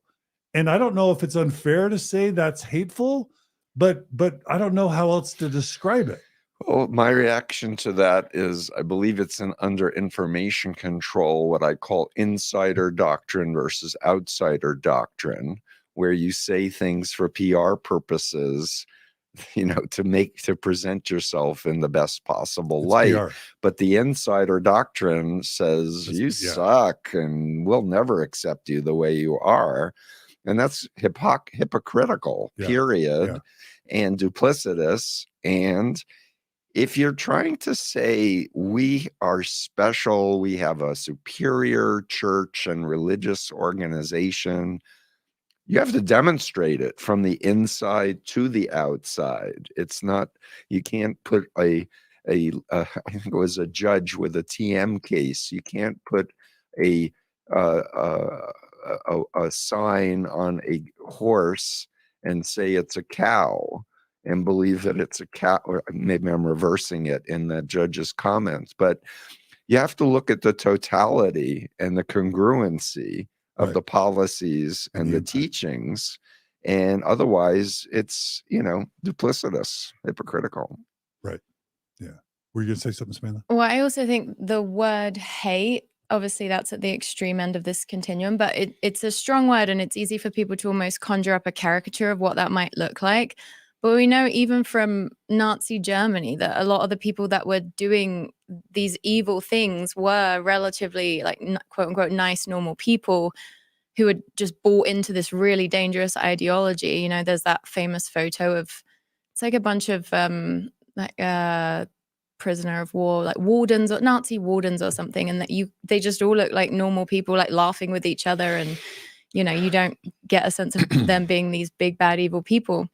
So the thing I think about with this one is just like, first of all, what groups of people is it threatening for you to fully empathize with? Like ex-Mormons in Mormonism being like one of the more obvious examples where, people's family members will leave the group and they won't even ask them about their experience. And I think like curiosity is an important part of love and compassion, like wanting to understand someone's experience, but they won't even go there because it's too threatening to understand that person's experience too much. So I suppose the rhetorical question in my mind is just who or what is it too threatening for you to fully feel compassion for? Does that make sense? Well, I want to separate, if I may, hating a behavior that is appalling, like how pimps treat human beings and enslave them and beat them and brand them. I hate that. But to say I hate the pimp, I don't know the pimp. I don't know the pimp's story. I don't know if they were sexually abused, if they were mind controlled, if they're part of a cartel, criminal cartel that has said, if you don't do this, we're going to kill your family. So I try to hold back on judgments. And then I just want to comment that Robert Lifton, my mentor who changed my life, who wrote The Chinese Communist Brainwashing Model, went on to write a book called The Nazi Doctors, with the theme of how can doctors sworn to do no harm do these horrible experiments at Auschwitz and other terrible concentration camps, come home and be good family men, good husbands and parents, and live a life. And he, at that time, and this was after we met and talked, he called the process doubling, and which for me is the dual identity model, what I call John cult member.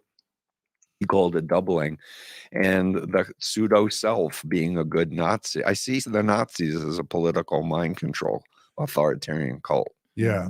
And I think, Period. I think along this conversation, the Stanley Milgram Obedience to Authority book and experiment really explains just how sometimes it takes a religion or undue influence to make good people do bad things. And Well, I the wanna- Stanley Milgram experiments are a great example of. It was trying to explain Nazi. We're getting off track here, but we're trying. No, to, he was a child of a Holocaust survivor, brilliant man. My mentor, Philip Zimbardo, who did the prison experiment, has gone on to really delve deeply into what he called the Lucifer effect, when good people do bad things. Yeah. And he basically, the thesis is we are organisms that are social. And as much as we'd like to believe we're making our own decisions and our own choices, etc., in fact, we're hardwired to fit in with the people we identify with, unless we understand social psychology. And we're hardwired to follow authority figures we perceive to be legitimate authority figures. And Milgram created this phony shock machine. And in the space of an hour, people with good intentions were electrocuting another human being. As far as they knew. They heard a tape recording of pain. No one was getting shocked, but they believed they were giving shocks, because the high school teacher who was moonlighting was telling them, you made a commitment. It's a science. You must continue. You have no choice. Yeah. But people have a choice always. Get up and leave. Yep. Get up and leave. Yeah, you made your covenants. That's good. Yes. Path. Really quickly, the love the sinner, hate the sin thing is problematic. You talked about, loving the pimp, hating the pimp's behavior. That turns back problematic within a Christian framework, because oftentimes about LGBT people, which was the topic for kind of as an example to this point about hate, Mormons will often say, love the sinner, hate the sin. And that's where that becomes problematic again. Because really, if you're telling somebody you can't know love in this life, you don't have to call that hate, but the effects of that teaching, right? But then that isn't loving the sinner, right? That's again, that's that like delusional false concept of love. But like actual love in that scenario would obviously be accepting a gay person. So I don't want to get too far off track, because we're trying to make it through this model. No, it's doing good. the best they can. No, don't apologize. I'm also just playing my role to kind of keep us on course. Great. Really quickly, thank you to Southern Boz Lady. She writes, it's so sad when a business, organization, institution, etc., has your salvation or soul in their hands. Thanks to Mormon Stories Podcast for helping us gain wisdom, knowledge, and insight on their tactics. XJW Solidarity. So we do have thank you, Southern Bows Lady. We do have many members of ex-members of other high demand religions or cults that tune in to Mormon Stories Podcast, and we're grateful for them, and we welcome them today. Also, Nuanced Mormon Bishop says this would be an amazing fifth Sunday discussion, so he wishes he could have these conversations at church. All right, so going back to the Continuum model, we're still on individuals. We talked about compassion versus hate. The next item is, if you're analyzing your organizational relationship, is there more of an emphasis on developing within you a sense of conscience versus an emphasis on what the doctrine of the organization is, and having you be obedient to and controlled by the doctrine versus by your own conscience? Anything you want to add about that, Steve? Well, I just hope, as you're inviting people to do a self-audit or to audit, a situation, maybe years ago they were in a multi-level marketing group, or maybe they were in a controlling marriage or in a corporation. It's always easier to first apply it to things that you're not involved with at the moment, because once that analysis starts to, click into place, then it's easier to reality test in the here and now. Okay. Well, people can choose whatever organization they want to do this analysis with. Yep. But that is clearly, I've learned more from cult documentaries like Going Clear, Wild Wild Country, Holy Hell. I've learned more about my experience in Mormonism through those documentaries sometimes than I have through just trying to do my own analysis. So thank you for that reminder, Stephen. Okay. So a couple other final dimensions around individuals would be a healthy organization in terms of individuals encourages creativity and humor on the part of the individual versus a focus on solemnity, fear, and guilt and seriousness, and no evil speaking or loud laughter. That's a term that comes from Mormonism. And then finally, in terms of individuals, a healthy organization is going to be focusing more on free will and critical thinking, whereas an unhealthy organization is going to be focusing on dependency and obedience over free will and critical thinking. So that's the first section. We've got 2 more to go, but any comments on that, Steve? And I just want to say there are many more that I could add to the both sides of the continuum, but this is just a model, people, and I'm hoping everyone will improve this model. So I want to invite people to challenge it, add other things that they think should be on the ethical, healthy side, because we're smarter together. And it's not about Steve Hassan's model in my mind. It's about trying to educate everybody, to help each other, to raise consciousness so that we're not devolving, but we're evolving. Love it. Okay, so now that, Stephen, you have a sense for kind of how we're trying to take people through this exercise, do you want to kind of go through leaders and talk about healthy leadership versus unhealthy leadership across your own continuum? Sure. Well, I think I want to start on the unhealthy side, John, and just talk about malignant narcissism, which is the combination of narcissism and psychopathology. So not just the notion that and narcissism is on a continuum too, by the way, and that narcissists are really coming out of a place of deep insecurity. So they're trying to emphasize in their own mind that they're important, that they're valuable. They're thinking of what's best for them at the expense of everyone else. They feel entitled. Everything's transactional, but they have a very an underwhelming sense of empathy for others. So they treat others as objects more than trying to put themselves in other people's shoes and imagine how they would feel. The psychopathological piece is things like people who think they're above the law, people who are pathological liars. Like, how can you ever trust someone who's a liar? That was the thing that woke me up from the Moon trance cult, was realizing Moon was a liar. And in fact, I had heard him lie so many times in the 2.5 years. But because of thought stopping, because of my indoctrination, because of sleep deprivation, I couldn't apply my critical thinking and my reality testing. And I was isolated from family and friends and other sources of influence that might have helped speed up that process. So I want to state that, in my opinion, if you go to Freedom of Mind, download the whole list of malignant narcissism, share this with your family and friends, you will protect yourself from 80 to 90% of all predators or predatory organizations. And I'm saying this also for ex-members who are already out of one thing, but they're afraid to navigate or make commitments to things in the future. If you have that list and you're using that as a checklist and you're experiencing somebody displaying these behaviors, you can test it and stay away from them. You're going to save yourself a lot of heartache and pain and money.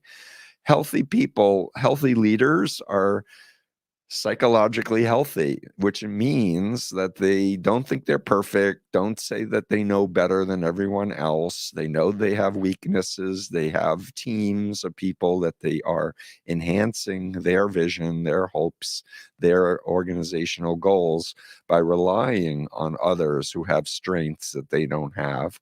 They're accountable. I'm having trouble seeing things now. They know their Trustworthy. limits. They're trustworthy. They're accountable. If they screw up, healthy leaders go, "I screwed up. Please forgive me." And don't blame the victim. Don't, try to dismiss or minimize what they did in error, and are accountable. Yeah, you want to be with people that you can trust, that are reliable, that are good. And life's short. Why not hang out with people or be involved with leaders that you go, this person is really representing my interests. They're not, working off of donors and what they want, but they're really representing what they say they want to represent. And unfortunately, our political system is so corrupted at this moment. It's disheartening that so many people are not honoring their oath to the Constitution, etc. Right. But yeah, go ahead. So as I analyze this within a Mormon perspective, and Samantha, I invite you to share as well. If you look at Mormon church leaders today, there's definitely a sense of elitism where, just generally speaking, like with all high demand religions, Mormons kind of feel like they're the best, they're the most righteous, the one true church, etc. And of course, the prophets, seers, and revelators that run the Mormon church, the First Presidency, the Quorum of the 12, they claim to be special witnesses of Jesus Christ. They try to give us the impression that they speak directly with God and Jesus. And in that sense, they are the ultimate authorities on the earth for everything that really, truly matters. They definitely care about power and money. They're definitely secretive, and they're definitely deceptive in terms of, 200 plus years of hiding information from the membership. And they do claim absolute authority because they claim to be literally God's chosen prophets on the earth and special witnesses of Christ. And then if you flip that and look at the positive elements, accountability is not their strong suit. One of our top leaders, Dehlin H. Oaks, is recently quoted as saying, "We neither seek nor offer apologies." He's also said, well, that's pretty blatant. Yeah, and he said it very directly. Yeah. He's the number 2 man in charge in the church. The other thing that he said is it's wrong to criticize the church leaders, even if the criticism is accurate. Oh, my goodness. Yeah. Oh, my goodness. Warning, warning, warning. And then if you add to that in the Mormon temples, Mormons for 200 years have covenanted to never speak ill of the Lord's anointed. So, I mean, imagine raising your arm to the square, Steven Hassan, and saying, "I, before God, angels, and these witnesses, covenant to never speak ill of the Lord's anointed. And if I do, and then you're, slitting your throat, I'll suffer my life to be taken." Those sorts of death oaths and covenants made, in a Mormon temple, make it very, very serious for you to ever fear, ever criticizing the church leaders. Then you add to that the fact that they excommunicate critics and dissidents, which is like social murder, basically. Yes. Social homicide. I'm going to say that that the church leaders, and of course they don't empower, they're not out, to empower individuals and to, encourage psychological health. They're more out to, like you say, Steven Hassan, to encourage psychological dependence. Samantha, anything you want to say about Mormon leadership in this regard, in your experience? No, I don't think so. Okay.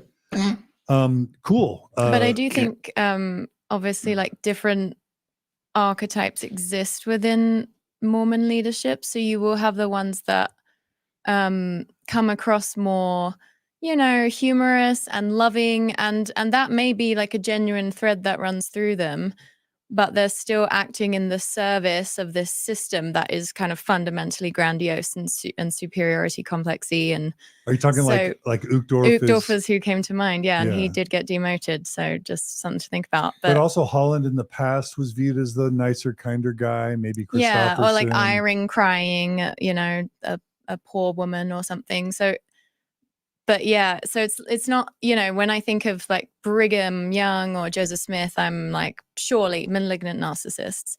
And maybe everyone in church leadership isn't like that today, but again, they're still in the service of these things that Can aren't I good. ask an ignorant question? Please. So, as you were describing some of these teachings of the leadership of the Mormon Church, I wanted to know, what do they think about the New Testament and Jesus and Paul's teachings? Like, do they say that it's true and it's real, or they ignore it, or what? Yeah, the official Mormon line is that the Bible is true as far as it is translated correctly. Yeah. But generally speaking, Mormon church leaders would say they believe in Jesus, and Jesus is the center of our church, and Jesus is the most important figure who's ever lived, and that we should follow Jesus's teachings. Would they acknowledge Jesus was a Jew? Yes. They would. So, question: what would happen if former members had a sign with 1 Corinthians 13 about love and had it on a sign? How would they respond to Paul's words They would about ignore the sign. Like, they might have the sign. There probably are people that have that sign, but it's just a lot of doublethink, isn't it? It's like they also believe in eating meat sparingly, but they don't do that. Yeah. You know, What does that quote say, that scripture that you're referencing? I'm Jewish, but it's like love is patient and kind. It's not boastful. There's like a whole beautiful, like everything I subscribe to, a description of love. I feel like their perception is like, yeah, that's true. And then back to our thing, you know? Exactly. It's like, in theory, they stand behind that, but it's not computing in a way that is. Yeah. I mean, with some members, I believe it is more so than others. But. Yeah. So you're totally right. And I agree, Samantha. What I was trying to say is there's so much hubris. It's like Bill Gates and Steve Ballmer back in the 90s. Like, there's such a belief in ultimate power and authority that their first reaction would be, you shouldn't be standing there with the poster. So you're a dissident. I'm ignoring what you have to say. Now, having said that, if you were to ask them, do you believe in this passage in the Bible about what love is? Like Samantha said, they would say, oh, absolutely. Now get back to obeying what we tell you to do. Right. Because in their mind, it's also loving to be obedient, and to encouraging people to be obedient is the most loving thing you can do. Right. But I don't think that's in the New Testament. I don't believe so. I'm just, trying to think about possible, avenues of communication to people who are still in the church that might empower them to reevaluate. Totally. If they really believe that Jesus was a valued being and teacher, that this is the Latter-day Saint, Jesus Christ of Latter-day Saint. I don't know. Just wondering. In practice, Mormon church leaders have a real problem with Jesus. Like, for decades, ex-Mormons would like attend a sacrament meeting and like count how many times the name Joseph Smith was mentioned versus the times that Jesus was mentioned. Really? Oh yeah. Joseph Smith would just dominate Jesus. To the in point Mormon where it would discourse. sometimes be a little bit of a yellow flag if someone started getting too into Jesus, even though they claim that Jesus is the main thing. Like, me and Tanner read an 80s Mormon fiction book on our YouTube channel.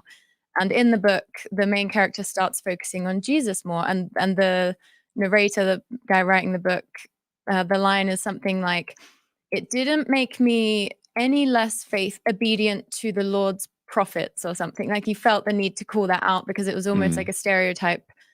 I feel like historically, if someone started getting too into Jesus, they're maybe at risk of not following the prophets anymore. That was actually what kicked off my faith crisis, was learning more things about what Jesus was actually probably maybe like. Yeah, seeing the Mooney is contradictions. the same. Like, Jesus was really important if you were a Christian and they're bringing you in. But once you're in, Jesus was a failure. And moon, true parents, and just Jesus was a failure. Yeah. The official Mormon PR line would be that Jesus is at the center of our church and is the most important thing. The way that the church is run is the most sacred thing in Mormonism, is obedience to authority. 1,000%. Jesus loves guns in America. Yeah. Yeah. That's a Mooney line. I think they like the Mooney gun factory in Pennsylvania. I mean, I don't know that the leaders encourage I know guns they have in America. but the Mormon culture is very much, recreated Jesus in their own image. Yeah. Of being this like Republican. But the leaders, they want you to do what they say. Yeah. That's what, and That's they how Yeah, they want get you. close to Jesus. Yeah, that's what I would say is a warning sign that if you're in any environment, culture, or society where you are, there's no validation for a different perspective or a different point of view, and there's no free press where people can challenge unethical behavior or leadership, you have an authoritarian situation. Yeah, totally. Joseph Smith burned down a printing press. Yeah. Yeah. Really quickly. I'm learning a lot. Yeah. Thanks to Aaron Okeson for his super chat. These super chats are coming in and we really appreciate it. Okay. So Stephen, one thing that came out of our workshop last night that I want to reintroduce here, that there was some confusion when you talked about this part of the continuum. Let me explain why. And we've teased this out already in today's discussion, but I want to make it explicit. Sure. There's a huge difference between the narcissism. I mean, clearly Joseph Smith would qualify as a malignant narcissist if an objective group of 100 psychologists were to sort of analyze his life. And Joseph Smith would fit up there with Jim Jones and David Koresh and Keith Raniere, Warren Jeffs. Pick your top 10 favorite cult leaders. Joseph Smith, belongs in that. Mm-hmm. But what's different is the personality that it takes to start a successful cult is different than 200 years later, once it's become literally almost $1 trillion corporation. The behavioral traits that it takes to become a perceived safe, obedient company man to then rise up in the ranks. Yeah. And so when somebody is thinking about Russell M. Nelson, who's the current president of the church, or Dallin H. Oaks, who's the number 2 in charge, or people down the line like Henry Eyring or Jeffrey Holland. These are all people I know you don't know, or David Bednar. Are they all over 60 years of age and white? Oh, most are over 90. Most of these people are over 80 years of old or 90 years old. The top 2 leaders of the church are in their late 90s. But anyway, what I'm saying is when you look, changes are coming. Yeah. Time is against them. Yeah. The 80-year-olds are waiting to take over for the 90-year-olds. So you're right. Change is coming. Anyway, when it comes to this slide about leaders and narcissists, there's a lot of Mormons that are like, I don't perceive Russell M. Nelson as a malignant narcissist. I don't perceive, Dieter Uchtdorf or Jeffrey Holland or Bednar as a malignant narcissist. They're sort of like out of touch, elderly, good-natured old men who are just kind of passing the torch down that was handed to them. Now, Samantha, I want to hear if you disagree with that, and then I want to give Steve a chance to answer. I don't, but I guess my question is, does it really matter? Because again, if they're in the service of a system that is harmful and grandiose and all these things, then whether they're just, so psychologically dependent on Mormonism and church broke versus being, it doesn't really seem to matter at that point because it's sort of the same outcome. Yeah. Okay. Steve, anything you want to add? I think that a lot of people are on automatic pilots, especially when they get elderly. And I guess my first reaction as you were asking the question is it would really depend on the people in the inner circle who live with these people day to day and go to meetings with them and who have direct experience. Like I had direct experience with Moon that he was not a healthy person. I just couldn't evaluate it. I didn't have the freedom of mind to be in my real self to that, because my pseudo identity, it was like a computer virus gets into your operating system and takes over your operating system. My operating system of my authentic self was not able to work under those conditions. And so I really am curious with even elderly people who's in their environment, what information are they listening to and responding to? Are they learning anything that's outside of just the same old church business things? If they aren't, then they're going to just be on automatic pilot with their indoctrination. Also, whether or not the leaders possess the ability to empathize, like at a neurological level. The system rewards obedience. When there's a conflict between obedience and empathy, obedience is what's going to have you rise up the ranks. So their empathy is so diminished at that point. You know, they're only ever really going to allow themselves to feel empathy when it is in line with what the system wants. So then it feels like their empathy is at least dialed way down no matter what. Right. Because it's limited. It's like their circle of compassion is, Yeah, there's a real disadvantage in Mormonism to the gerontocracy because it limits so much possible potential growth within the church to have octogenarians and nonagenarians leading this church. Absolutely. Do you know why? Do you know why the leaders are so old, Steve Hassan? Nope. When Joseph Smith was killed, there was a succession crisis, and nobody knew. Joseph Smith had told his son that his son would succeed him. He had told other leaders close to him, several people, and his wife, his surviving wife, also wanted to lead. Sounds like the Moonies, right? And so there was a succession crisis. Well, Brigham Young emerged as the one most successful at taking the largest group with him to Utah, although there were a bunch of schisms that emerged. But the succession process that came out of Brigham Young's succession was he was the senior leader of the Quorum of the 12 Apostles when Joseph Smith died. And so what came out of that was from Brigham Young on, the successor, the leader of the church, the prophet and president of the church would be the longest serving member of the Quorum of the 12 Apostles. So as soon as you join the Quorum of the 12 Apostles, your clock starts ticking.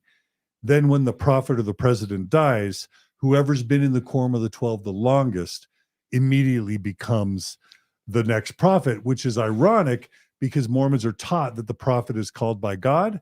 But now we know that the prophet is actually called by a system of seniority. And what it leads to is you're almost guaranteed that a nonagenarian is going to be leading your, $250 billion corporation. Well, my immediate reaction is the church is doomed because an organization, unless it's capable of transforming and growing, if it's just on automatic pilot, it's just missing all of the knowledge and growth and changes that are happening on the planet. They need to rely on younger people to say, hello, there's a problem. And obviously something has broken through if they're even publicly starting to say, oh, we like gay people now. At least there's some leakage into that into that hierarchy. But it's going to die out, in my opinion, unless they can come up with a livable philosophy. Yeah. Okay. Well, we still have one major section of the influence continuum to go, and that is for the organization itself and relationships. Do you want to take us through this, Steve? My eyes are starting to get blurry. So do you want me to read it? If you don't mind. Okay. So for if you're analyzing your church, your cult, your organization, your relationships, etc., here's some dimensions upon which you can evaluate it. A healthy organization or relationship is egalitarian, which means that there's as much equality as possible amongst the leaders and the participants. There are checks and balances in terms of the power that is wielded, which means accountability for the leaders. There's informed consent, which means that the members and the participants and the investigators are informed about what they're engaging in. There's a healthy respect for individuality and diversity within the organization. We have a recent comment about that quote that we can share that'll blow your mind in just a second, Steven Hassan.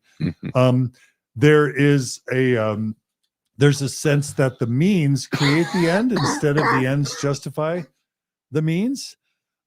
Growth is encouraged, and when I say growth, I don't mean growth in the stocks and the bonds and the real estate assets, growth is encouraged in terms of individual growth within the members, and people are always free to leave. That's going to be a healthy organization. That should be contrasted with the dimensions that you add for an unhealthy organization or relationships, where there's elitism and authoritarian, and I'm going to add patriarchal structure that dominates the system. There's deceptiveness and manipulation of the people. The people are kind of clones, where they're encouraged to look alike, to think alike, to speak alike, to act alike. There's a sense of the ends justifies the means by any means necessary. The power is often focused on being preserved, and there's never any legitimate reason to leave. So that's kind of an analysis of healthy versus unhealthy. Do you want to add anything to that before Samantha and I analyze Mormonism based on that perspective? Well, in the Moonies, we were taught to justify lying because once we take over, we'll make the ideal world and then everything will be truthful. But I started thinking about, if the means are using deception, that means the ends are deception. And so this, the ends justify the means ideology is really dangerous and counter to any type of healthiness. And we already chatted about no legitimate reasons to leave. There's always legitimate reasons to leave, including this isn't working for me anymore. That's a legitimate reason to leave. The leader lied, or the leader had sex with underage girls. That's a legitimate reason to leave. Finding another group or another belief system that resonates more fully with your identity, that's a legitimate reason to leave.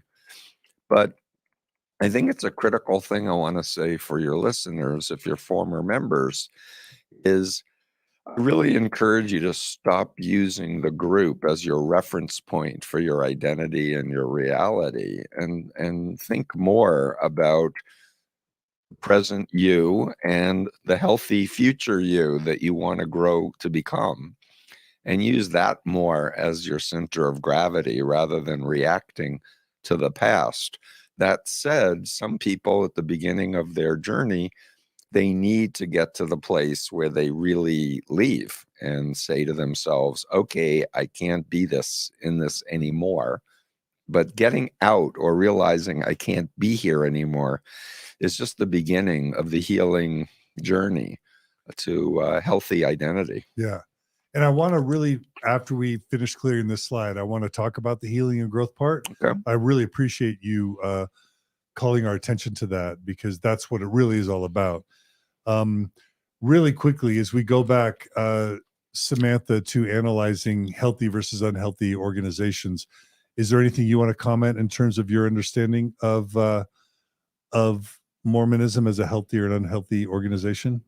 I mean, it definitely falls towards the unhealthy end, and they're not even, they're open about their authoritarian patriarchal structure. They print it in the ensign as a triangle, like Michael Scott when he's trying to get people in the office to sign up for his pyramid scheme, and he's just drawing this pyramid. Yeah. No awareness. So there's definitely a patriarchal and an authoritarian structure. Yeah, and it's celebrated, really, isn't it? Yeah. It's a feature, not a bug. Mm-hmm. Yeah. Any other quick thoughts seeing this slide? Well, the individuality versus clones people is interesting, because I think Mormons are known for being quite a homogenous people. Even though they are a global religion, there are Mormons that exist all around the world. But it's no coincidence that people talk about how when you live in an area that is predominantly Mormon, things get weird. And even Mormons will acknowledge that, if you live in a very densely Mormon saturated place, even Mormons themselves will sort of make jokes about that or criticize how weird it gets when everyone's living the doctrine, the culture, the rules, whatever. Because everyone is so similar, and it just, so. And Stephen, we had this discussion. You're like, you're from back east where things are a little more formal, and you're like, should I bring a, tie? Should I wear a tie? Should I wear a suit? And I'm like, and I was like to you, I just said, white shirt and tie and suit is the uniform of the oppressor for people like us, right? And it's not just a buttoned up nice shirt. Within Mormonism, Steve, I was telling you, a pink shirt or a green shirt, anything that isn't white is considered a red flag to disobedience. Wow. Facial hair, beards, and mustaches are discouraged. At BYU, Brigham Young University, the church's university, you're not allowed to have facial hair unless you have a beard card from your doctor saying that the doctor requires you to have facial hair for some sort of skin sensitivity. Wow. There was a huge movement just like 5-6 years ago called, wearing pants to church, where women, as an act of radical expression of, I don't know, feminism, they wore pants to church. And it was like a national story that Mormon women were wearing nice business-like dress pants to church because women wear skirts and they don't ever show their shoulders. And so this idea of conformity, like if you don't wear a tie to church, it's your flag. It's side eye, right? You're saying something. You're saying something. Making some kind of statement. Yeah, it's a uniform is what you're saying. Yeah. By the way, when I was a Mooney, I was wearing a 3-piece suit with a tie and short hair, no facial hair, similar things like that. I did want to comment because you talked about it being global.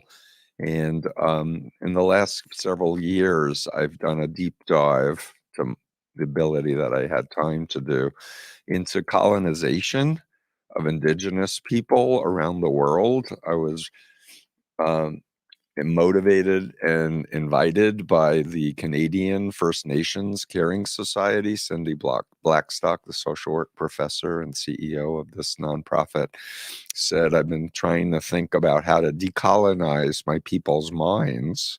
And now that I've been exposed to your models, I realize this is a very important piece that I can use to help to explain to my people. And then you shared with me how much colonization of other countries, of people, indigenous people in other countries, the Mormons, did, which I was completely unaware of. Yeah, we go into like these beautiful South American or African countries where they have this beautiful native dress. And we say, leave that home on Sunday, wear the Lord's uniform, which is if you're a young man or a man, white shirt and tie. If you're a woman, it's an American-looking dress and blouse. Really quickly, Steven Hassan, if we go back to, your influence continuum, one of the really interesting things, again, talking about individuality and diversity, just a few weeks ago, again, our number 2 man in charge, Dehlin H. Oaks, gave a talk where he said in front of a diverse audience, he said, Jesus did not say, be ye therefore diverse. Jesus said, be ye therefore one. And it was an actual overt denunciation of diversity within the church. Because the church has been so battered recently with it being racist, sexist, homophobic, and patriarchal that it's starting to really, I'm sure, wear on the patience of the gerontocracy leadership. And so they're actually explicitly denouncing diversity within Mormonism in 2023. Thoughts on that? Worries me. It comes to mind for your listeners and whoever is interested. A Baptist minister at Harvard Divinity School, Harvey Cox, wrote a book called Common Prayers. And it was a book for Christians to understand Judaism with the perspective that if you really want to be a good Christian, you should know about Judaism and understand what Jesus was raised to believe. Because, and as a Jew reading the book, I learned a lot about my own religion. But I really think any religious organization that uses Jesus ever, they should make the effort to learn about Jesus and learn about Judaism and read the New Testament and become educated about it. Yeah, absolutely. Couple other things from the slide, and Samantha, you may have more. When I see those words deceptive and manipulative, I don't know if you heard this, but just a few weeks ago, the Mormon Church was fined by the Securities and Exchange Commission for creating 13 shell companies that were intentionally created to hide the amount of wealth that the Mormon Church had amassed in stocks, bonds, real estate, mutual funds, cash, etc. And the SEC did an unforthinkable act, which is to punish and fine a religion in the United States, a wealthy, powerful church, fined the church, in effect, $5 million and explicitly called the church out for intentional, knowing deception of the SEC, of its members. And it was noted in the settlement document that the church was fearful that if the members knew how much wealth the church had, guess what? Can you fill out the sentence? Yeah, they would wonder why they're being pressured to give 10% Exactly. when the group has so much money, Exactly. and especially in Africa and other poor countries to demand people to tithe. When you taught me that, I was like, what? Yeah. It's so disgusting. It's so egregious. And it's really about, you know, and this was something that I should have said last night, because during the saying goodbye part where people came up to me, he said, what's the motivation of the leadership of cults, of destructive cults? And I say, power, money, and sex. Not always sex, but always power and money. And power, money, sex. Do you want to be part of a religion that the number one criteria is power and the number two criteria is money? Like, where's love? Where's truth? Where's being better people? Yeah. So it's hypocritical. I think it's great that they fine them. They should have fined them, you know, $1 billion or $2. If they really want to change behavior, like they did a little slap on the wrist. It was good that they did it, but I just think that if we're going to change the corruption in all these corporations, we need to hold the executives accountable personally, and then things will start to change really fast. Yeah. Okay. Yeah. And of course, just to finish clearing out this slide, we've already talked about how within Mormonism, there's no legitimate reason to leave. The church very much works to preserve its power.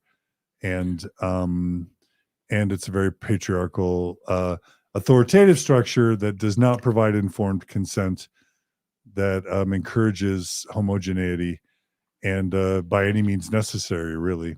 Okay, so now that we have successfully sort of helped our viewers and listeners analyze the influence continuum, I want to tell you why I felt like that was so important to do. Please. Steve, I love that you are so focused on healing and growth, and I am as well. And I've worked hard to try and balance criticism and deconstruction on Mormon stories with stuff about healing and growth. But here's why I see deconstruction as so important. And we had to talk about this at breakfast this morning, because I told you how long it took me to feel comfortable not wearing my garments. You said to me, well, it should just, you know, whatever brainwashing or mind control you've experienced, and I'm not quoting you precisely, but I'm conveying a general sense of what I heard. What I heard from you is it shouldn't take more than a year for you to sort of deprogram any programming that you've been programmed with within Mormonism. And that makes sense in my view, if you're talking about people that were raised in a totally different mindset or framework, that then joined a cult as an adult, were in it for a few years, and then they've woken up to it. Yes, I can see it taking a matter of a year to fully deprogram. Within Mormonism, what we're dealing with is people who have been conditioned for 20, 30, 40, 50, 60, 70, sometimes even 80 years of conditioning. Yep. And one of the biggest, most powerful forms of conditioning that the church lays on its born in the covenant members is this notion of you can't be happy without it. It's the one true church. To leave it is evil.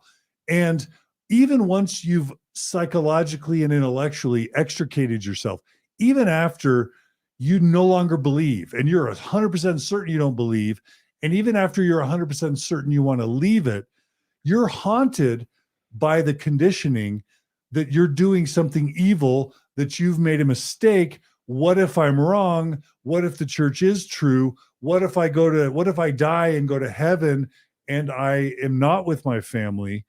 And even 5-10 years after, you can still be constantly harangued by this conditioning. And one of the reasons why I continue to do long form interviews on Mormon Stories podcast is because one of the biggest benefits people get from watching these exit stories for multiple hours, over 1,800 hours now of Mormon Stories interviews, is because for them, watching people tell their stories about leaving is a part of helping reprogram their brains, right? It helps them feel like they're not crazy. It helps them feel like they're not alone. So here's my question to you. When you're dealing with people in a cult for 40, 50, 60 years, right? They've got this conditioning that's worn. Talk about neuroplasticity. It's worn so deeply into the brains that 1 year of, and with as much respect as I have, and maybe it's because I don't understand your methods, and I'm sure that's why we want people to watch and view your course so they can understand it. With as much deep conditioning that a lifelong Mormon will have gained through their participation, you know, I'm a little bit skeptical that 1 year of consulting with you, even if on a daily basis, is going to be enough to reprogram those decades of conditioning. So my question to you is, if we talk about healing and growth, the first step is dealing with the mind control conditioning that's so intensely worn into the Mormon experience. So what can you share with my viewers and listeners about how to reprogram their minds from away from the conditioning that's so deeply woven?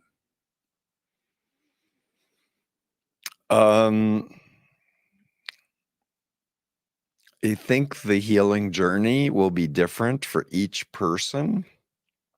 And so when I think you had said it took you 10 years to stop hearing the voice in your head around the garments. Am I misremembering? It took me. Well, I left the church in I lost my faith in 2001. I kept wearing my garments until 2014. So that's 13 years. I wore my garments when I no longer believed. And then after I stopped wearing them, when I was excommunicated, it took me 2 to 3 years to feel comfortable not having them on. Okay. Might as well get that started sooner rather than later, though. You know, I feel like with the tangible things, you know, like action items, like getting new underwear. I'm not the expert, but it seems like, you know, in coaching, when you're wanting to transform a mindset into a different one, you anchor it in action. So it seems like you might as well get the ball rolling now. Even if the fear is there. No, so I want to share that and my approach has evolved dramatically over 47 years, and where I am at now is really a very strong belief in teaching people how to control their own minds, to understand how the mind works, how learning can be facilitated, how social psychology works.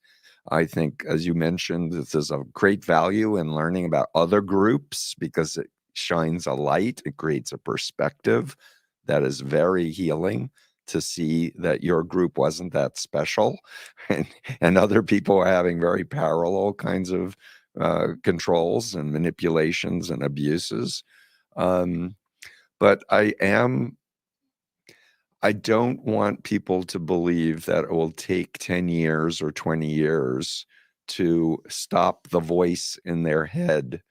You know, I had a voice in my head for a year when I thought about having sex with a woman, you know, and then when I finally had intercourse with a woman, I still had the voice in my head, but I was like, damn it, I want to do this. And then the more I did it, then the less the voice happened.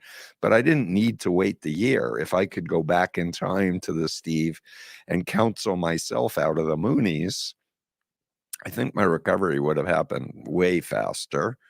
And So my whole approach, and I don't want to misrepresent my course is really a foundational educational paradigm. I created it essentially for clinicians, for coaches, for parents, for others who want to help others. A lot of former members are taking it now and finding great value. I have more to develop in terms of the healing and recovery and such. So I don't want people to sign up for the course thinking it's going to teach them what I'm about to share with you. But I have done many other interviews and talks where I've talked about this methodology, where I say you need to be in your body in the here and now, meaning you have to overcome the dissociative disorder. You need to overcome the dissociative disorder, understanding there's a real you and a cult you, and really empower the real you and deliberately rewire your neuronal synapses to the way you want to be today based on a future you that's healthy.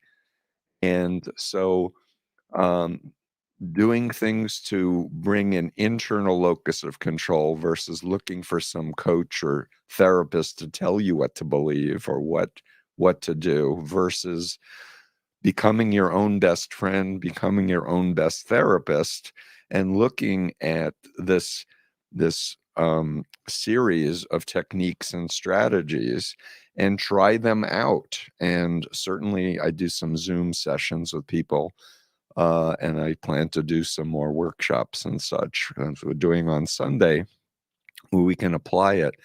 But to go back to the technique that I find is most effective is, once the psychoeducation, the basic understanding of what is a mind control cult, what is healthy, once you understand the bite model, once you understand what's wrong with the group, etc., and you're really made a fully informed decision that you are gone, you never want to go back. One should go back in time to critical moments in your history, even if you were born in a group, but you can identify, even when in your earliest memory, that you were being told to do something that you thought was stupid or silly or didn't make sense. And take the you of 2023, go back to that child. At first, you can even have a conversation. Hi, I'm from your future. Let me tell you what's going on. That reaction is right on. You're in an environment, it wasn't your choice, but your parents have been indoctrinated. You're being corporally punished or whatever. You didn't deserve it. Healthy parenting doesn't do this. And the idea is to take the resources of today and plug it into your cult identity formation and training, and rewrite your personal history, knowing it's not going to change the historical facts of what actually happened, but changing your interior experience of who you are.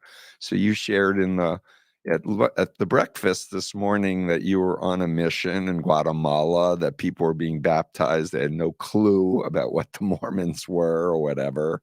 You complained to the mission head, and I guess you just were dismissed, but it didn't cause. No, he yelled at me and punished me. He yelled at you and punished you. So Yeah. I asked you to do this technique, and I said, John, if you could go back to that moment, knowing what you know now, you're in that room with this guy, he's yelling at you and chastising you, what would you say and do differently?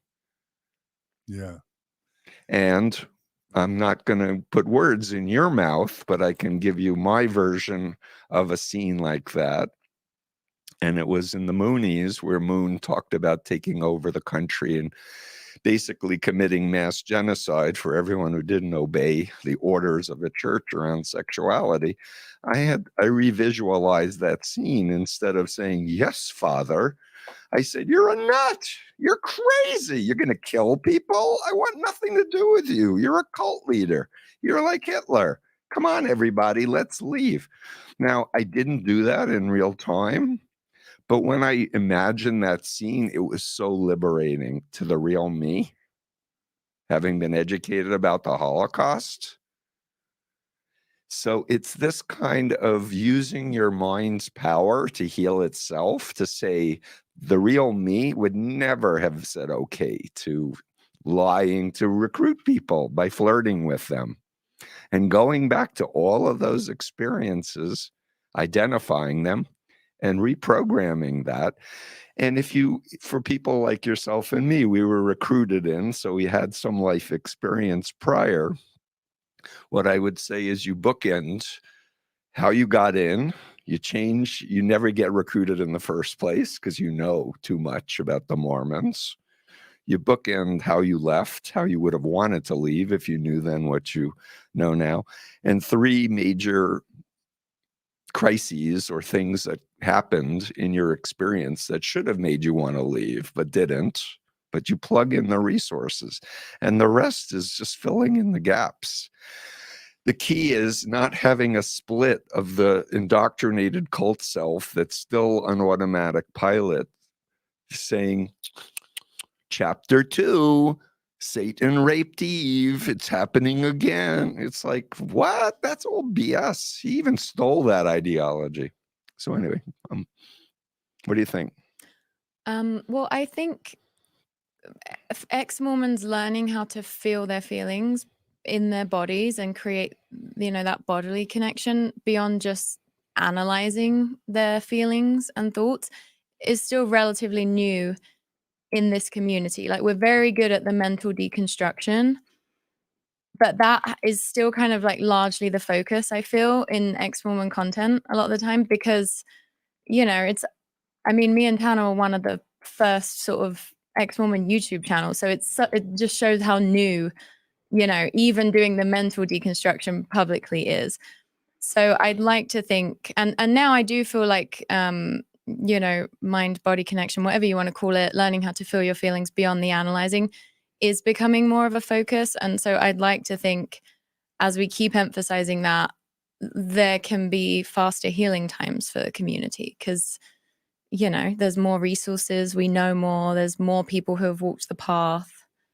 So maybe something that took you a really, really long time to feel able to do, people will be able to do in less time. And Samantha, when Steve was talking about what I call child work or reparenting work, you were nodding.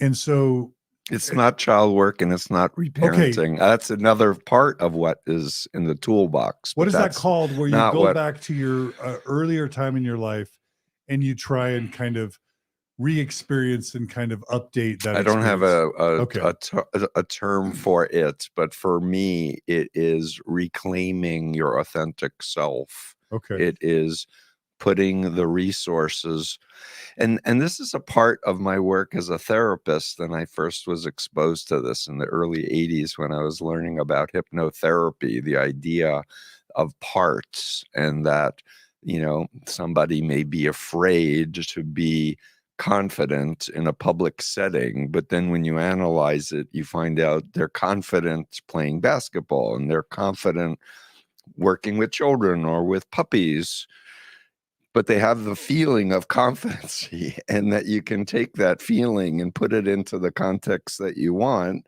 and it will minimize the fear and the stress and the lack of trust in your ability to do. So it's really about mind control, but it's controlling your own mind. It's like you want to control your own thoughts, feelings, and behaviors, and not be controlled by a thought that says you can't heal. It's going to take you 10 years.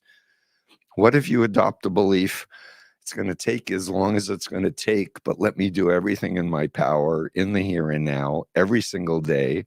Every time I have a negative trigger, I neutralize the trigger, because it speeds up the healing process. Now, having said that, the complicating factor is if you're married to an ex-member, you have children in the group, your family's still in the group, you're tied to the group. So to the extent that you're hearing and getting reinforcing messaging from the cult, unless you've really rock solid in understanding this stuff, it's going to keep exerting a negative force on your positive healing. Got it. Samantha, as you were nodding, as he was talking about me going back to my experience with my mission president and kind of envisioning a new interaction, I was watching you nodding. What do you like about the idea of that exercise from your coaching experience, or that type of exercise? Well, I mean, it's not. It to me, it seems similar to reparenting, except instead of going back as the wise adult and sort of comforting, you're putting yourself into that role of yourself in that past situation, and then reimagining how you would have acted had you been maybe more in tune. I do have a question though, because you use the framework of like the authentic self versus the cult self, which I understand and I think I'm on board with, but also neuroscientists say that there's no sort of core self, and I just wonder whether, well, you would know, I suppose, but whether everyone does feel like there was this authentic self there all along. It's just the model, and Okay. there's no scientific basis to Perfect. it. It's a life experience. The real me, was loved to read, loved to learn, loved to write poetry, enjoyed travel. And so it's just I want people to understand I'm not a guru. I don't know it all. I'm on this journey and I keep learning and growing. But so far it's proven to be a highly useful model to help people, to reevaluate and move forward in their lives. So I would like to take a moment and say that for me, reparenting is more attachment repair, and my teacher, Dan Brown, who wrote a whole textbook on attachment and repair in adults that I want to cite, he had a technique that he developed where people who were traumatized in very unhealthy family environments, where he would ask them to go back in time to a traumatic incident and imagine if they had the ideal mother and the ideal father uniquely suited to their personality, what they would have wanted them to say or do. And people are like, yeah, but my mother was an alcoholic and my father beat me. It's like, no, this is an imaginary exercise. And the point is that by creating healthy introjects, what's called introjects, a healthy mother and a healthy father that loves you unconditionally, keeps you safe, is always giving you positive, encouraging messaging. It's never guilt tripping you, never saying you're not good enough or whatever, hugging you, etc. When one develops that and internally within oneself in the here and now, it actually, there's evidence that it changes personality disorders, which mental health professionals have previously been told are unfixable.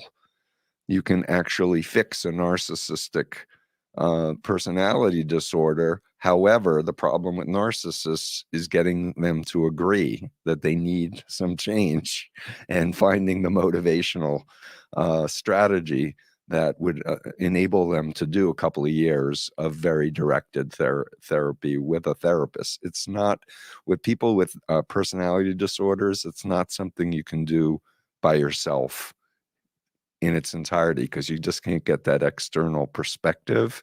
And there's a need to bond with a real adult who is safe and unconditionally loving and listens to you and is putting your best interests first. Yeah. Beautiful. All right. Well, we're kind of coming up on the time limit that we kind of agreed to. There were a few slides you showed at the end of your presentation last night. I think there were 5 total that really kind of lay out a framework for healing.